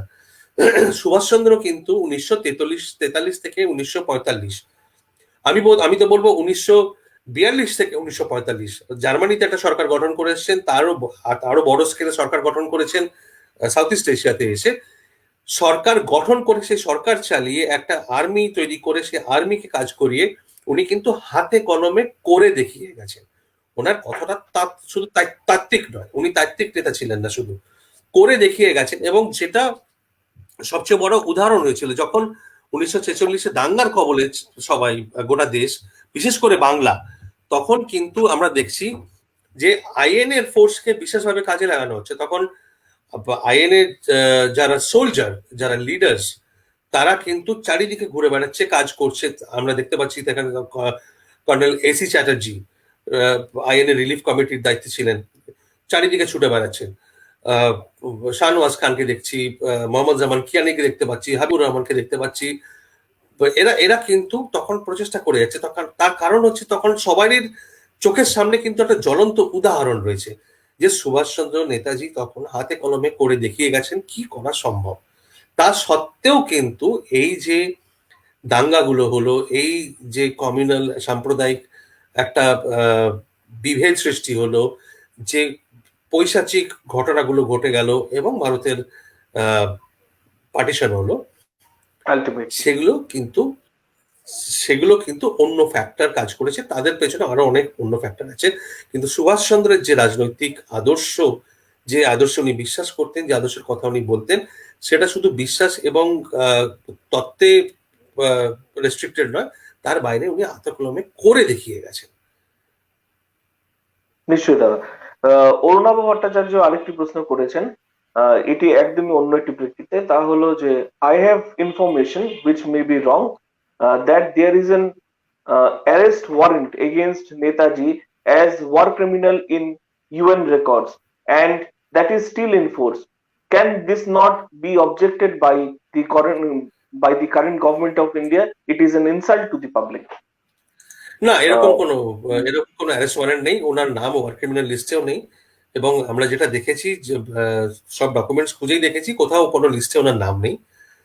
তবে একটা সেটা আজকে আমরা বলতে পারি যে 70s 80s থেকেই আমরা দেখছি যে নানা সরকারি ডকুমেন্টসে আসছে এবং কোথাও এ ব্যাপারে কোথাও কোনো নেই। ওনাকে ওয়ার ক্রিমিনাল তখন সেই সময় ধরা হতো না। দাদা একটা জিনিস, শশী থারুর ইউনাইটেড নেশনসে থাকার সময় কি এই ব্যাপারে কোনো প্রশ্ন করা হয়েছিল? তিনি কি এই বিষয়ে কি কোনো উত্তর দিয়েছিলেন? এরকম ওয়ার ক্রিমিনাল বা উনি বলেছিলেন যে এরকম ভাবাই যায় না যে নেতাজির মতো একজন দেশ নেতাকে ওয়ার ক্রিমিনাল হিসেবে ট্যাগ করার কথা ভাবা যায় না। যদি কোনোদিন উনি তথ্য ঘেটে দেখেননি, উনি রেকর্ডস ঘেটে দেখেননি, কিন্তু বলেছিলেন যদি কোনোদিন এটা হয়ে থাকে এটা অত্যন্ত নিন্দনীয় এবং লজ্জাজনক। কিন্তু এটুকু বলতে পারি আজকে সেই পরিস্থিতি নেই এবং এটাকে ভাবাই যায় না, এটা এই ধরনের কোনো ওয়ার ক্রিমিনাল ট্যাগ ওনার এগেইনস্ট ইউজ করা হয় না। ওকে, তার মানে এই কথাটি মানে একদমই আর এই বিষয় নিয়ে কোনো আলোচনার প্রশ্ন নেই আমি যেটি মনে করি। কারণ আমি নিজেও যেটুকু পড়াশোনা করেছি যে এই কথাটি শুধু এমনি মানে কথাটি চলছে লোকের মুখে মুখে যে অনেক গুজব আছে নেতাজি সংক্রান্ত, নেতাজিকে নিয়ে অনেক গুজব ছড়ানো হয়, অনেকেই অনেক গুজব বলেন এবং অনেক ফেরিয়ে ফেরিয়ে অনেক গল্প গুজব তৈরি করেন। তার আমাদের একটা সোজা পলিসি হচ্ছে, যদি কোনো আপনাদের হাইপোথিসিস থাকে, prove it, show the underlying documents. যতক্ষণ না প্রমাণ করতে পারছেন সেটা গুজব ছাড়া আর কিছু না। হ্যাঁ, এটুকু বলতে পারি যে 1945-এর পরে ওই সময়টায় কি হয়েছিল সেটা পুরোপুরি পরিষ্কারভাবে এখনো জানা যায় না।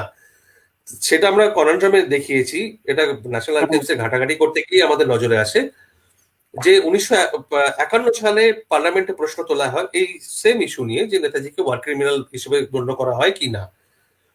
তখন যে উত্তরটা তৈরি করার জন্য যে ফাইলকে কনসাল্ট করা হয়, সেই ফাইলে আমরা দেখছি যে 49-এর একটা ফাইল নোটিং, 1949-এর একটা ফাইল নোটিং, ফাইল নোটিংটা সই করা রয়েছে সর্বপল্লী রাধাকৃষ্ণনের ছেলে সর্বপল্লী গোপাল, যিনি পণ্ডিত নেহরুর বায়োগ্রাফার এবং হিস্ট্রি ডিপার্টমেন্টের ইনচার্জ ছিলেন মিলিটারি ডিফেন্স মিনিস্ট্রিতে। তার সই করা একটা নোট আছে যে all files related to Subhash Chandra Bose being a war criminal have been destroyed. তো এটার মানে আমরা সঠিকভাবে বের করতে পারিনি, কিন্তু এটা খুবই ইন্ট্রিগিং যে কেন ডিস্ট্রয় করা হলো, কি কারণ 1949 সালে কেন এই ফাইল ডিস্ট্রয় করা হলো, বাকি ফাইল ছেড়ে দিয়ে সুভাষচন্দ্রের এবং সুভাষচন্দ্রের ওয়ার ক্রিমিনাল হওয়া নিয়ে ফাইল ডিস্ট্রয় করার কি প্রয়োজন হয়ে পড়লো? তাতে এমন কি সেন্সিটিভ কথা আছে, এমন কি বিস্ফোরক কথা আছে যেটা প্রয়োজন হলো ডিস্ট্রয় করে দেওয়া? ফলে ওই সময়ে 1945-এর পরে 50-এর দশক অব্দি অ্যাকচুয়াল পজিশন কি ছিল এবং ভারত সরকারের পজিশন কি ছিল সেই নিয়ে দ্বিমত রয়েছে, সেই নিয়ে প্রশ্ন আছে। কিন্তু তারপরের থেকে এটা নিয়ে কোনো সংশয় নেই যে ওয়ার ক্রিমিনাল হিসেবে অন্তত ওনাকে গণ্য করা হয় না। এবং সেটা আমরা তখন তো দেখছি ব্রিটিশ গভর্নমেন্টের ট্রান্সফার অফ পাওয়ারের যে ডকুমেন্টস গুলো আছে সেখানে পরিষ্কার আমরা ভাইসরয়ের নোট দেখতে পাচ্ছি যে he cannot be treated as a war criminal and he should not be treated as a war criminal. আর দ্বিতীয় কথা দাদা এই প্রসঙ্গে বলবো যে টোকিওতে যে মানে ওয়ার ক্রাইমের যে ট্রায়ালস গুলো হয়েছিল, ইন্টারন্যাশনাল ওয়ার ক্রাইমের ট্রায়ালস হয়েছিল, সেইখানে কিন্তু মানে আইএনএ এর বিষয়টা আলোচিত হয়নি। আইএনএ কে যেহেতু মানে ট্রেটার হিসেবে ভারতেই যেহেতু কোর্ট মার্শাল হয়েছে, তো সেই ক্ষেত্রে ইন্টারন্যাশনাল ল এর আন্ডারে ওয়ার ক্রিমিনাল হওয়ার চান্স নেই। আমি কি কথাটা কি ঠিক বললাম? হ্যাঁ নিশ্চয়ই, ওয়ার ক্রিমিনাল হলে তো তাদের কোথাও একটা ট্রায়াল হতো। এমনকি আইএনএ ট্রায়ালস যেগুলো হয়েছে সেটা কিন্তু ওয়ার ক্রিমিনাল হিসেবে হয়নি।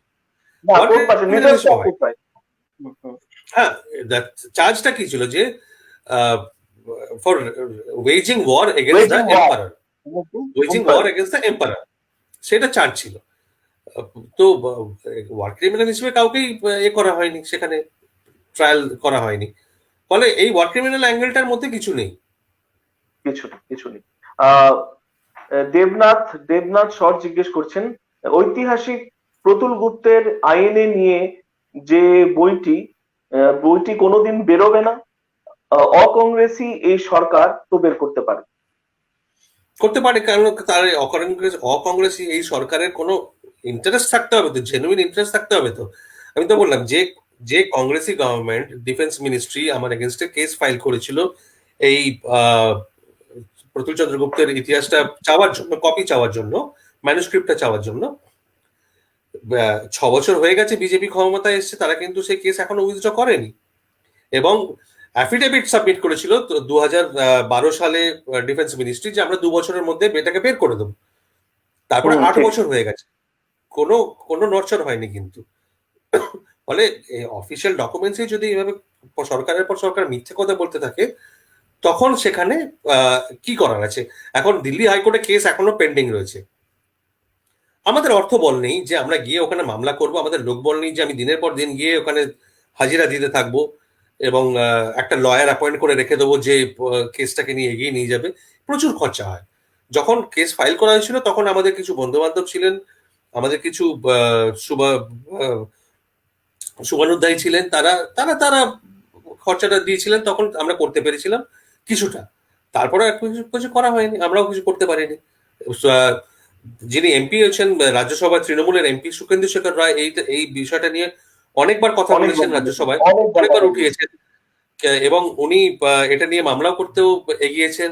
এবার দেখা যাক কতটা কি করা যায়, কতটা কি হতে পারে, কারণ সবাইকে মিলেই করতে হবে সেটা। তবে চাপ সৃষ্টি করলে তবেই কিছু হওয়ার সম্ভাবনা, তা নাহলে নেই। নিশ্চয়ই। অরুণাভ ভট্টাচার্য আরেকটি প্রশ্ন করছেন, হালকা রাজনৈতিক বিষয় রয়েছে এতে। Before the 2014 election, supporters of BJP used Vallabhbhai Patel against or rather to beat Jawaharlal Nehru.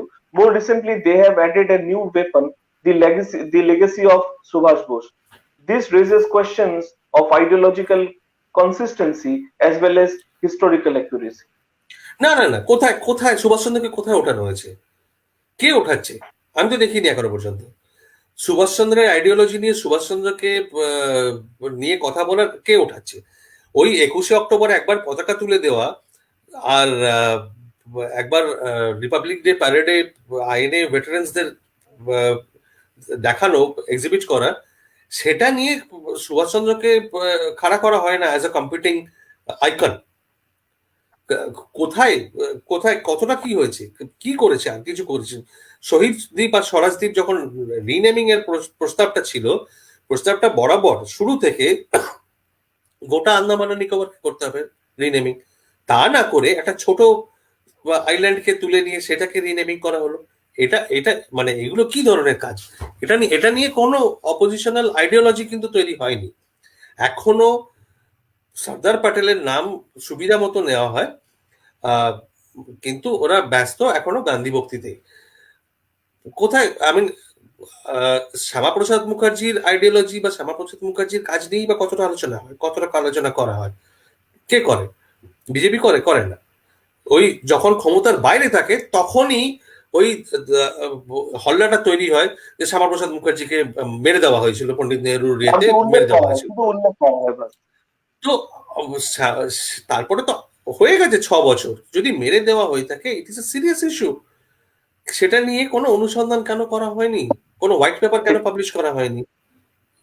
পাওয়ারের বাইরে গেলেই নেতাজির কথা মনে পড়বে আর শ্যামাপ্রসাদের কথা মনে পড়বে, আর ক্ষমতায় এলে তখন আমরা গান্ধী ভক্ত হয়ে যাব। এইটা নিয়ে তো কোনো এর মধ্যে আমি কোনো রাজনীতি দেখতে পাচ্ছি না। না বিজেপি নেতাজিকে তুলে ধরে, না তৃণমূল নেতাজিকে তুলে ধরে। তৃণমূল আবার ওই চাষিদের ইস্যু নিয়ে ধর্ণা দিতে যাচ্ছে দিল্লিতে এমপিরা, এবং সেম ট্র্যাডিশন বজায় রেখে তৃণমূল কোথায় ধর্ণা দেয়? দিল্লিতে তৃণমূলের এমপিরা কোথায় ধর্ণা দিতে চান? গান্ধী মূর্তির নিচে। মানে গোপীকান্ত বাঘাবাইনের ইয়েতে প্যারাফ্রেজ করে আমার জিজ্ঞেস করতে ইচ্ছা করে, বাঙালি নেতা কি কম পড়ে আছে?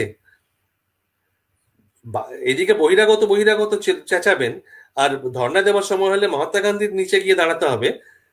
মানে এটা কি ধরনের দ্বিচারিতা? বাঙালি নেতারা কোথায়? সব সব শেষ হয়ে গেছে নাকি? বাঙালিদের মধ্যে কোনোদিন কোনো নেতাই ছিল না? সুভাষচন্দ্রের কথাটা তখন মনে পড়ে না? তখন আর মনে পড়ে না। তো এই তো অবস্থা। দাদা অরবিন্দ সিনহা জিজ্ঞেস করছেন, why Ram Bhavan is not open to public rather even after the court orders, else documents may not be restored over there. Ram ভবনের বিষয়ে যেহেতু প্রশ্ন করেছেন, আপনি গুমনামি বাবা এবং রাম ভবনের বিষয়ে একটু যদি জানান, কারণ অন্যদের হয়তো বুঝতে একটু অসুবিধা হবে যারা এই বিষয়ে খুব একটা অবগত নন, প্লিজ দাদা। গুমনামি বাবা বা ভগবানজি, গুমনামি বাবার নামটা বহুল প্রসারিত হয়ে গেছে প্রেসের জন্য, মিডিয়ার জন্য। ভগবানজি বলে ওনাকে সম্বোধন করতেন যারা যেতেন, ভগবানজি বলতেন। তো তিনি জীবনের শেষ 2.5 বছর মতো ছিলেন রামভবনে। রামভবন বাড়িটা গুরুদত্ত সিং আর তার ছেলে এখন শক্তি সিং রয়েছে, তো ওখানে কাটিয়েছেন। কিন্তু রামভবন ওপেন করা তো কিছু নেই, রামভবন ইজ এ প্রাইভেট প্রপার্টি। ওখানে ভাড়া থাকতেন ভগবানজি। সুতরাং ওখানে আর কিছু নেই, মানে ইটস নট আ মিউজিয়াম যে ওখানে কোনো জিনিসপত্র নেই। I think what he meant is Ramkatha museum. Ramkatha museum যেটা, যে জিনিসপত্রগুলো রাখা রয়েছে, হ্যাঁ। তো রামকথা মিউজিয়ামের জন্য, রামকথা মিউজিয়াম তৈরি করার, ওখানে গুমনামি বাবা মিউজিয়াম তৈরি করার অর্ডার দেয় এলাহাবাদ হাইকোর্ট 2013 সালে। তো 2013 সালে অর্ডার দেওয়ার পর কাজ শুরু হয়, চলতে থাকে, ঢিমে তালে চলতে থাকে। তারপর আমরা দেখা করি অখিলেশ যাদবের সঙ্গে, আমাদের সঙ্গে জয়ন্তী দি ছিলেন, জয়ন্তী রক্ষিত, তার বোন, তার ভাই এবং তার হাজবেন্ড ছিলেন। তো আমরা পুরো টিম নিয়ে যাই, এবং শক্তি সিং ছিলেন আমাদের সঙ্গে, আরো অনেকে ছিলেন। তো পুরো অখিলেশ যাদব গোটা ব্যাপারটা মন দিয়ে শোনেন। এমন নয় যে উনি জানতেন না, উনি সবই জানতেন। আমাদের সামনেই বসে ওনার টপ লেভেল যারা অফিসার্স আছে, police officers, intelligence officers, secretary, যারা বিউরোক্র্যাটস রয়েছেন, আমাদের সামনে বসে তাদের অনেকের সঙ্গে কথা বলেন ডাইরেক্টলি। এবং আমরা দেখা করার পরে উনি এটা পুশ করতে শুরু করেন যে রামকথা মিউজিয়ামে বাজেট অ্যালোকেট করা, তারপরে তোমার সহায় কমিশন বসানো, এইগুলো শুরু হয়। তো রামকথা মিউজিয়াম তো রেডি হয়ে যায় by 2017। By 2017 Ramkatha museum was ready, মানে সবকিছু ডিসপ্লে হয়ে গেছে। সবকিছু ডিসপ্লে হয়নি। রামকথা মিউজিয়ামের অর্ডার যেটা ছিল, এলাহাবাদ হাইকোর্টের যে অর্ডার ছিল, সেটা হচ্ছে গুমনামি বাবার যাবতীয় জিনিসপত্র ডিসপ্লে করতে হবে একটা মিউজিয়ামে, প্রিজার্ভ করতে হবে একটা মিউজিয়ামে। সেই লিস্টেড যে ইনভেন্টরি তৈরি করা হয় গুমনামি বাবার জিনিসপত্রের, লিস্টেড অফিসিয়াল হিসেবে 2700 সামথিং নাম্বার অফ আইটেমস ছিল। কিন্তু আমি সেটাকে অ্যানালাইজ করে দেখেছি যে সেটাকে যদি ভেঙে অ্যাকচুয়ালি দেখা হয়, পুরো মানে ডিকনস্ট্রাক্ট করা হয়, তাহলে 7,000-এর ওপরে বেশি জিনিসপত্র রয়েছে। কেননা ইনভেন্টরি যখন তৈরি করা হয় অনেক চিঠিপত্র পাওয়া যায়, তো চিঠিপত্রগুলো সব কিন্তু সিরিয়ালি লিস্টেড হয়নি। a bunch of letters, a group of letters, a group of newspaper cuttings, bunch of magazines, এরকম ভাবে কিন্তু অনেক গ্রুপ করে দেওয়া হয়েছে। এবং সেগুলোকে যদি আলাদা আলাদা করে দেখা হয় একটা মিনিমাম অ্যাজাম্পশন করে, কিন্তু কম করে 7,000-এর উপরে বেশি জিনিসপত্র রয়েছে সেখানে। সেই 7,000-এর মধ্যে থেকে কিছু 400-500 জিনিস উঠিয়ে নিয়ে এসে এই ডিসপ্লে করা হয়েছে। বাকিগুলো কিন্তু এখনো কি প্রিজার্ভেশন হচ্ছে সেটা নিয়ে সরকার কোনো কথা বলতে রাজি নয়, এবং মিউজিয়াম 3 বছর হয়ে গেছে কিন্তু খুলতে রাজি নয়। আমি গেছিলাম 2017 শেষে কি 2018 জানুয়ারিতে দেখা করি ইয়েতে উত্তরপ্রদেশের মুখ্যমন্ত্রীর সঙ্গে, যোগীজির সঙ্গে দেখা করি। তখন উনি কিন্তু লাইক এনি আদার পলিটিশিয়ান পুরো আশ্বাস দেন যে আমরা ফুল সাপোর্ট দেবো, সবকিছু হবে, কোনো চিন্তা করার দরকার নেই। তারপর থেকে কিন্তু উনি এই গত 3 বছরে 1 ঘন্টারও সময় বের করতে পারেননি গিয়ে কাজটা যেটুকু রয়েছে সেটা হচ্ছে ফিতে কাটার কাজ, এটাকে ওপেন করা, পাবলিকলি ওপেন করার জন্য সেই সময়টাও কিন্তু উনি বের করতে পারেননি। অযোধ্যায় প্রচুরবার গেছেন, রামকথা মিউজিয়ামের কাছে গেছেন, কিন্তু গিয়ে ওই যে ফিতে কাটার কাজটা সেটা কিন্তু কোনো এক অদ্ভুত কারণে কিন্তু সেটা করে উঠতে পারেননি। করে উঠতে পারেননি মানে এটা পরিষ্কারই বোঝা যায় যে ওনারা করতে চান না। কেননা যেদিন এই মিউজিয়াম খুলে দেওয়া হবে, সেটা যেদিন লোক ঢুকতে শুরু করবে, কারুর মনে, আমি তোমাকে লিখে দিতে পারি, কারুর মনে বিন্দু মাত্র সন্দেহ থাকবে না গুমনামি বাবার আইডেন্টিটি সম্পর্কে। ওটা দেখে যারা যারা গেছে, মিউজিয়াম এখনো ক্লোজ, কিন্তু আমরা অনেকবার গেছি, দেখেছি, আমাদের সঙ্গে অনেকে গেছেন, দেখে এসছেন। যারা যারা দেখেছে ঢোকার আগে এক মানসিকতা নিয়ে ঢুকেছে, কিন্তু দুটো বড় হল রয়েছে ওনার জন্য, গুমনামি বাবা মিউজিয়ামে দুটো বড় হল রয়েছে। বেরিয়ে আসার পরে, ওখানে 1 ঘন্টা কাটানোর পর বেরিয়ে আসার পরে কিন্তু প্রত্যেকে was a changed man, each and every individual was a changed person. তারা এত ইমোশনাল হয়ে যায় ওটা দেখে। এবং আমি লিখে দিতে পারি তোমাকে যে যখন সাধারণ লোকজন ওইখানে ঢুকতে শুরু করবে ওই মিউজিয়ামে, যদি খুলে দেওয়া হয়, এই প্রশ্নের নিষ্পত্তি হতে 2 মিনিট সময় লাগবে না। এবং সেটা সরকারও খুব ভালোভাবেই জানে, এবং সেই জন্যই এখনো যদি মানে ওটা করতে চায় না, করতে চাইলে তো 5 মিনিট সময় লাগে, তো যেদিন করতে চাইবে সেদিন হয়ে যাবে। করতে অ্যাকচুয়ালি সেটা করলে তো পুরোনো কথাগুলো মিথ্যে হয়ে যাবে। এই বিষয়ে সুপ্রিয় মুখার্জি জিজ্ঞেস করছেন, ওয়াজ দ্য সিএমস, মানে এর আগের চিফ মিনিস্টারদের কথা হয়তো বলছে এখানে, of Bengal post independence were aware about Gumnami Baba being Netaji, and did they ever visited him secretly? না, একটা প্রফুল্ল ঘোষের একটা চিঠি পাওয়া গেছে, তো সেখানে আন্দাজ করা যায় প্রফুল্ল ঘোষ জানতেন, কিন্তু প্রফুল্ল ঘোষ তো বাংলার প্রিমিয়ার ছিলেন একদম স্বাধীনতার ওই সময়, একদম ওই সময়টাতেই কিছু মাসের জন্য প্রিমিয়ার ছিলেন, তারপরে বিধান রায় হয়ে যান। এবং নেতাজি জীবিত, সুভাষচন্দ্র জীবিত, সেটা সবাই জানতেন, কিন্তু গুমনামি বাবা আছেন, কোথায় আছেন না, এরা কেউ জানতেন না, জানানো হয়নি, গোপন রাখা হয়েছিল, কেননা স্ট্রিক্ট ইনস্ট্রাকশন ছিল যে ওনার ওয়ার অ্যাবাউটস নিয়ে কেউ কোনো কথা বলতে পারবে না, কোনো মুখ খুলতে পারবে না। কিন্তু উত্তরপ্রদেশের অনেক মুখ্যমন্ত্রী কিন্তু জানতেন। উত্তরপ্রদেশে আমরা যতটুকু জানতে পেরেছি যে অন্তত 4 জন উত্তরপ্রদেশের মুখ্যমন্ত্রী অবগত ছিলেন ওনার উপস্থিতি ব্যাপারে। ওকে দাদা, আবার আমাদের প্রশ্ন একটু অন্যদিকে যাচ্ছে। সুব্রত দে জিজ্ঞেস করেছেন, স্কুলের বইতে নেতাজি এবং অন্যান্য বিপ্লবীদের কন্ট্রিবিউশন সম্পর্কে আলাদা সাবজেক্ট কি হওয়া একেবারেই সম্ভব নয়? আবার আমি এই প্রশ্নটা, বিষয়টা আলোচনা করলাম একটু আগে, আবার বলি যে স্কুলের পাঠ্যপুস্তক এগুলো কিন্তু পলিটিক্যালি অ্যাপ্রুভড হয়, ফলে আপনারা রাজনীতিটা পরিবর্তন করুন, যেদিন রাজনীতির পরিবর্তন হবে সেদিন এটা হবে, রাজনীতি পরিবর্তন না হলে হবে না। যতদিন গান্ধী ভক্তি চলতে থাকবে সরকারি, কেন্দ্রীয় এবং রাজ্য স্তরে, ততদিন কিন্তু ওই বিপ্লবীদের ফুটনোট হিসেবেই পাওয়া যাবে, সুভাষচন্দ্রকে একটা প্যারাগ্রাফ হিসেবেই পাওয়া যাবে। আপনারা পড়তে থাকবেন, কংগ্রেসের জয়গাথা পড়তে থাকবেন, তার বেশি আর কিছু হবে না। দাদা, আরেকটি প্রশ্ন, সেটি হলো আমার তরফ থেকে, যে legitimacy of Azad Hind government, 1943-এ সিঙ্গাপুরে এস্টাবলিশ করা আজাদ হিন্দ সরকারের লেজিটিমেসি, এই ব্যাপারে আপনি একটু বলেছেন এর আগে, কিন্তু আমি চাইবো যেন এই বিষয়ে, কারণ আমরা আজাদ হিন্দ ফৌজের কথা বারবার বলি, কিন্তু সরকারের কথাটা কিন্তু তেমন ভাবে বলা হয় না এবং তুলতেও দেওয়া হয় না। আপনি যদি সেই বিষয়ে এবার একটু বিস্তারিত হয়। লেজিটিমেসি নিয়ে তো কোনো প্রশ্ন নেই, কেননা ইট ওয়াজ ইন্টারন্যাশনালি অ্যাকনলেজড, অ্যাক্লেম।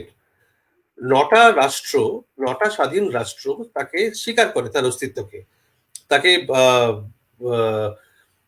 মান্যতা দেয়। সেখানে তো কোনো লেজিটিমেসি নিয়ে কোনো প্রশ্ন নেই। এবং এই বিষয়টা লিগালি যারা যারা জানতে চান, বিশদে জানতে চান, আমি বলবো আইএনএ ট্রায়ালস এর সময় ভুলাভাই দেশাইয়ের যে স্পিচ, যেটা একটা বই হিসেবে প্রকাশিত হয়েছে, সেই স্পিচটা পড়ে দেখুন। লিগালি এস্টাবলিশ করা যে আজাদিন সরকার একটা মানে ইন্টারন্যাশনালি রিকগনাইজড গভর্নমেন্ট, সেটা কোনো একটা মানে জাস্ট একটা মানে টেম্পোরারি আইডেন্টিটি নয়, একটা এন্টিটি নয় টেম্পোরারি। ইট ওয়াজ ইন্টারন্যাশনালি অ্যাকনলেজড এন্টিটি, একটা ইট ওয়াজ এ গভর্নমেন্ট। এবং ভুলাভাই দেশের গোটা আর্গুমেন্টটাই বেশ ছিল এই এই ভিত্তির উপরে।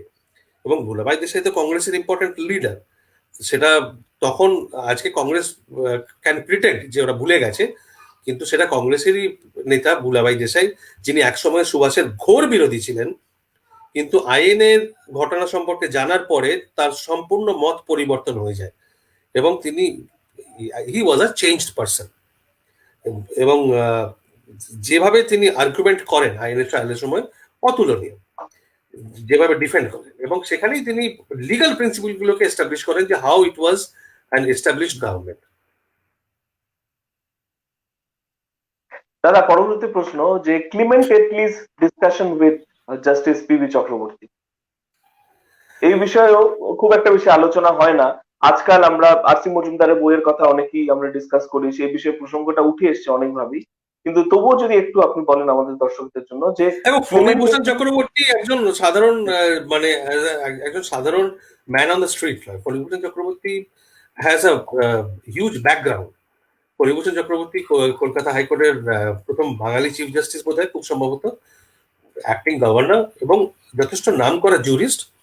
সেখানে উনি যখন একটা ক্লেম করছেন, সেটাকে যথেষ্ট গুরুত্ব দিতে হবে, এবং সেটাকে যথেষ্ট গুরুত্ব দিয়েছিলেন বলেই রমেশচন্দ্র মজুমদার তার বইতে চক্রবর্তীর চিঠিটা, পুরোটা চিঠিটা ফ্যাক্সিমিলিতে ছাপেন, শুধু টেক্সট প্রিন্টেড হিসেবে নয়, চিঠিটাকেই ছাপেন উনি। ওনাকে যেটা এবং অ্যাটলির ওই ওই সময় যে অ্যাটলি যে ভারত সফরে এসেছিলেন, শুধু ফণীভূষণ চক্রবর্তীকেই বলেননি, তিনি উত্তরপ্রদেশে থাকাকালীন কিন্তু উত্তরপ্রদেশের মুখ্যমন্ত্রীর সঙ্গেও একই বিষয়ে আলোচনা হয়। এবং পরবর্তীকালে সেই সময় ইন্টেলিজেন্স ব্যুরোর একজন অফিসার ছিলেন, তিনি পরবর্তীকালে বই লেখেন, অনেক কটাই বই লিখেছেন। তিনি দাবি করেন যে ইউপি রাজভবন অ্যাটলি ওয়াজ স্টেইং, ইট ওয়াজ বাগ, আড়ি পাতা হয়েছিল, ইট ওয়াজ ওয়ার্ড, এবং কথোপকথন রেকর্ড করা হয়েছিল। এবং সেখানেও কিন্তু অ্যাটলি একই কথা বলেন, এবং অ্যাটলি ঘোরতর সন্দেহ প্রকাশ করেন নেতাজির মৃত্যু নিয়ে। ফলে অ্যাটলি কিন্তু পরিষ্কারভাবেই যখনই যেখানে যার সঙ্গে কথা হয়েছে একই কথা বলেছেন। এবং এই কথা অ্যাটলি পরবর্তীকালে ভারতীয় কিছু ঐতিহাসিক ছিলেন ইংল্যান্ডে, তাদেরকেও কিন্তু একই কথা বলেন। ফলে আমরা এই যে অ্যাটলিকে যে অ্যাসক্রাইব করা হয়, এই বলাটা যে স্বাধীনতা এসেছিল মূলত সুভাষচন্দ্রের কার্যকলাপের জন্য, সেটা কিন্তু আলাদা আলাদা ইন্ডিপেন্ডেন্ট সোর্স থেকে তার করাবোরেশন পাচ্ছি। প্রথমত যেটা আমি প্রথমেই বললাম যে ফণীভূষণ চক্রবর্তীর কথাকে সন্দেহ করার কোনো উপায় নেই, কিন্তু সেটা যদি করতেও চায়, আলাদা আলাদা ধর্মেন্দ্র গৌড়ের বই থেকে আমরা সেটা আলাদা একটা পাচ্ছি, করবোরেশন পাচ্ছি। নিখিল দে খুব সম্ভবত ভারতীয় যে ঐতিহাসিকের কনন্ড্রাম, এটা নিয়ে লিখেছি আমরা, তাদের আলাদা, উনি টেলিগ্রাফে এটা নিয়ে বিস্তারিত একটা আর্টিকেল লেখেন। রিসেন্টলি প্রকাশিত কল্যাণ কুমার দের বই রয়েছে ওখানে। আমি ডকুমেন্টারি কথা বলছি, তোমার ডকুমেন্টারি কথা বলছি। তো এইগুলো তো নানা সোর্স থেকে আসছে, ফলে we have to take it as authentic. এটা নিয়ে কোনো সন্দেহ থাকার কোনো প্রশ্নই নেই, কোনো জায়গায় নেই। অ্যাবসলিউটলি। সুদীপ্ত আচার্য জিজ্ঞেস করছেন, can government of India declare Netaji as the first prime minister of undivided India? Will it impact any bilateral relationships with any other foreign country? প্রথম প্রশ্ন হচ্ছে absolutely yes and it should be ডান।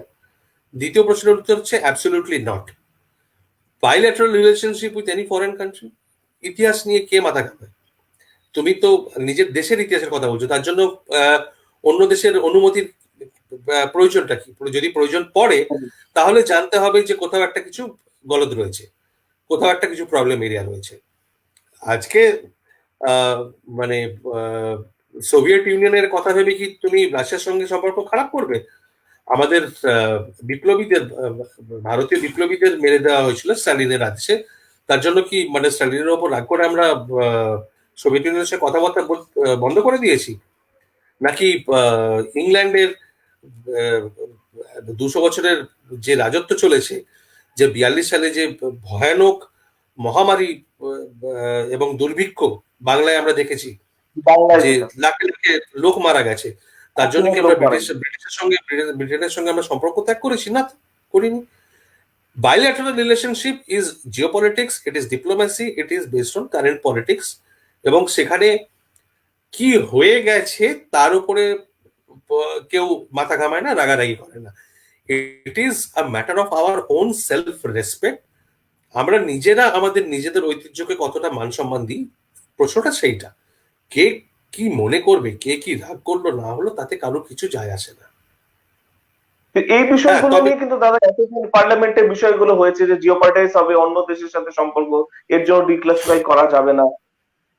আর দ্বিতীয় কথা, সেটা তো আরেকটা বিষয় না, যে যে দুটো কারণ দেখানো হয়েছিল বরাবর, যে দুটো কারণ আমরা 2005 সাল থেকে শুনে আসছি, যে বাইলেটারাল রিলেশনশিপ, ডিপ্লোম্যাটিক রিলেশনশিপ খারাপ হয়ে যাবে অন্য দেশের সঙ্গে, এবং দেশের মধ্যে দাঙ্গা শুরু হবে।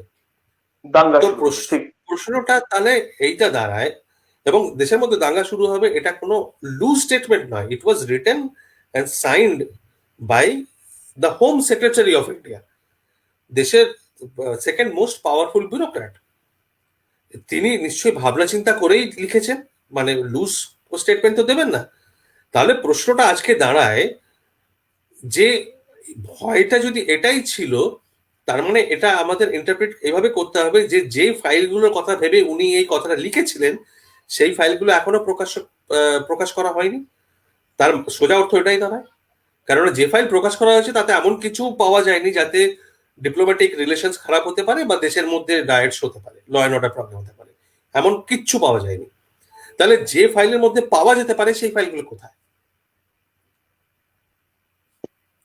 ঠিক, অ্যাবসলিউটলি দাদা। আচ্ছা দাদা, এবার শেষ প্রশ্নে আমি আসবো, আপনার আর টাইম নেব না আমি। শেষ প্রশ্নে আসবো যে 125তম জন্ম শতবার্ষিকী নেতাজি সুভাষচন্দ্র বসুর আমাদের কেন্দ্র সরকার এবং রাজ্য সরকার উভয়ই নিজের নিজের মতো করে হয়তো পালন করবে। তো এক্ষেত্রে মিশন নেতাজির কোনো স্পেশাল প্ল্যান? আমি জানি মিশন নেতাজি তো সেইভাবে সেই কাজটি করতে পারবে না, কিন্তু মিশন নেতাজি নিজের মতো করে কিভাবে করতে পারবে বিষয়গুলো বা করতে চায়, যাতে আম জনতা হিসেবে বা আমরা সবাই যেন তাতে পার্টিসিপেট করতে পারি, so that we can also make it big নিজের মতো করে। সীমিত ক্ষমতার মধ্যে সীমিত যে ক্ষমতা রয়েছে আমাদের, তার মধ্যে যতটুকু পারবো আমরা করবো। যেমনি এক হচ্ছে যেটা, যে কাজটা আমরা এত বছর ধরে করে আসছি সেটাকে তো আগে নিয়ে যাবোই। যে এটা তো হতে পারে না যে ইস্যুটা শেষ হয়ে গেছে, সরকার কিছু স্টেপ নিচ্ছে না বলে আমরা কোনোদিন পলিটিক্যাল পার্টি বা কোনো গভর্নমেন্টের উপর ডিপেন্ড করিনি। আমাদের স্ট্রাগলটা বরাবরই পলিটিক্যাল পার্টি বা সরকারের এগেনস্টেই হয়েছে, সেটা কোনো স্টেট গভর্নমেন্ট হোক বা কোনো সেন্ট্রাল গভর্নমেন্ট হোক। আমরা সেখানে লড়াইটা করেই ইনফরমেশন গুলো বের করে এনেছি, যতটুকু আমরা প্রোগ্রেস করতে পেরেছি, চেষ্টা করেছি, সেটার জন্য আমাদের লড়াইটা করতে হয়েছে, সেটা জারি থাকবে। কেননা আমরা একটা অফিসিয়াল ক্লোজার চাই গোটা ইস্যুটা নিয়ে, যে নেতাজির অন্তর্ধান সংক্রান্ত যা কিছু পাবলিক হতে হবে, এবং এটার একটা শেষ উত্তর আমাদের প্রয়োজন। সরকারিভাবে, বেসরকারিভাবে যা উত্তরটা সেটা আমরা দিয়েছি, এবং আমরা মনে করি সেটাই সঠিক উত্তর, যে উনি ভারতে এসে ভারতে কাটিয়ে গেছেন 1985 সাল অব্দি। কিন্তু তার ভেতরে যেগুলো অজানা বিষয় রয়েছে সেগুলোকে সামলানো দরকার, এবং সেটার জন্য ভারতীয় গোয়েন্দা দপ্তরের বিভিন্ন রাজ্যের গোয়েন্দা দপ্তরের কাছে যা ফাইলস রয়েছে সেগুলোকে বাইরে আনা দরকার, সেটার জন্য আমরা করে যাব। যে চাপা দেওয়ার প্রচেষ্টা চলছে সেটাকে আমরা ভাঙার চেষ্টা করে যাব, সেটা তো 1 নম্বর। যেটা 2 নম্বর যেটা করার প্রয়োজন, যেটা আমরা করার চেষ্টা করব এই বছরে, সেটা হচ্ছে আরো বেশি লোকের কাছে নেতাজির জীবন নিয়ে, কাজ নিয়ে, যে বিষয়গুলো লোকে ভুলে গেছে বা জানেই না, সেইগুলো নিয়ে আরো বেশি চর্চা করা। আমাদের নিজেদের চ্যানেল আছে, অনুজের চ্যানেল আছে ইউটিউবে, আমার চ্যানেল আছে ইউটিউবে, সেখানে চর্চাগুলো আমরা আরো বেশি করব। আরো বেশি আমরা চেষ্টা করব যে টক্স যারা অর্গানাইজ করে তাদের সঙ্গে একসঙ্গে কাজ করে আমরা আরো বেশি প্রোগ্রাম আমরা অর্গানাইজ করতে পারি, আরো বেশি লোকের কাছে পৌঁছানো, যাতে একটা গোটা ওপিনিয়ন, গোটা দেশে একটা পাবলিক ওপিনিয়ন তৈরি হয়। আমাদের কাছে ওইটুকুই আমাদের ক্ষমতা, আমরা ওইটুকুই করতে পারবো। আমরা তো আর স্ট্যাচু তৈরি করতে পারবো না বা আমরা মিউজিয়াম তৈরি করতে পারবো না। আমরা চেষ্টা করব যে যতটুকু ইনফরমেশন আমরা লাইব্রেরিজ থেকে, আর্কাইভস থেকে বের করে আনি, সেগুলোকে এক জায়গায় করে নতুন ইনফরমেশন লোকের কাছে পৌঁছে দেওয়া, either through videos or through programs or through books or through articles, যেভাবে আমরা পারি, যতটুকু পারি আমাদের স্বার্থে কুলোবে ততটুকু আমরা নিশ্চয়ই করে যাব। এবং সেখানে আমরা যতটা পারবো সবাইকে নিয়েই এগোবো। নিশ্চয়ই। আর আমি মনে করি যে আপনারা সেই নিজেদের কাজের মাধ্যমে সেই যে জনজাগরণ যেটি তৈরি করা বা সৃষ্টি করার যে কাজটি, সেটা আপনারা সফলভাবে এতদিন করতে পেরেছেন। আর দ্বিতীয় কথা, আপনিও কিছুদিন আগে একটি প্রোগ্রামে আপনি বলেছেন, আমি নিজে প্রোগ্রামটি শুনছিলাম, যে আপনি বলেছেন যে এই কথাটি বারবার বলা হয় যে the matters related to Netaji should not be politicise. সেক্ষেত্রে আপনি বলেছেন the matters need to be politicise, কারণ যতক্ষণ পলিটিক্যাল অ্যাসপেক্টটা আসবে না ততক্ষণ কাজের কাজ কিছু হবে না। নিশ্চয়ই, নিশ্চয়ই রাজনীতিতে তো আসতে হবে বর্তমানে, তা না হলে ওটাকে তোমার কন্টেম্পোরারি সোসাইটিতে কেমন করে রেলেভেন্ট করবে। প্রাসঙ্গিকতা আছে, নেতাজির প্রাসঙ্গিকতাটা আজকে বোঝাতে হবে, তো সেই প্রাসঙ্গিকতাটা বোঝানোর জন্যই তাকে রাজনীতিতে নিয়ে আসা প্রয়োজন, রাজনীতিটা করা দরকার। কাজেই যারা এই বলে নেতাজি নিয়ে রাজনীতি করছে তারা বাজে কথা বলছে। ঠিক দাদা, আমি আমার from the core of my heart আমি বলছি, বিশেষ করে আমি এতদিন ধরে ফলো করে এসেছি, আপনার বই পড়েছি, বিভিন্ন প্রোগ্রামস গুলো দেখি, সেক্ষেত্রে অনুজদার কথাও বলবো যে সেক্ষেত্রে আমি তো পার্সোনালি মানে মানে খুবই আমি এক্সপ্রেস করতে পারবো না যে আপনি আজকে আমাদের টাইম দিলেন, মানে কত ভালো লাগলো। কিন্তু সেক্ষেত্রে আমি দর্শকদের হয়েও বলছি, আর বিশেষ করে on behalf of Netaji Subhash INA information centre history that matters, Bharat scout and গাইডের বসিরহাট অ্যাসোসিয়েশন এবং সম্পূর্ণ ফ্রেটার্নিটির তরফ থেকে আপনাকে অনেক ধন্যবাদ জানাই।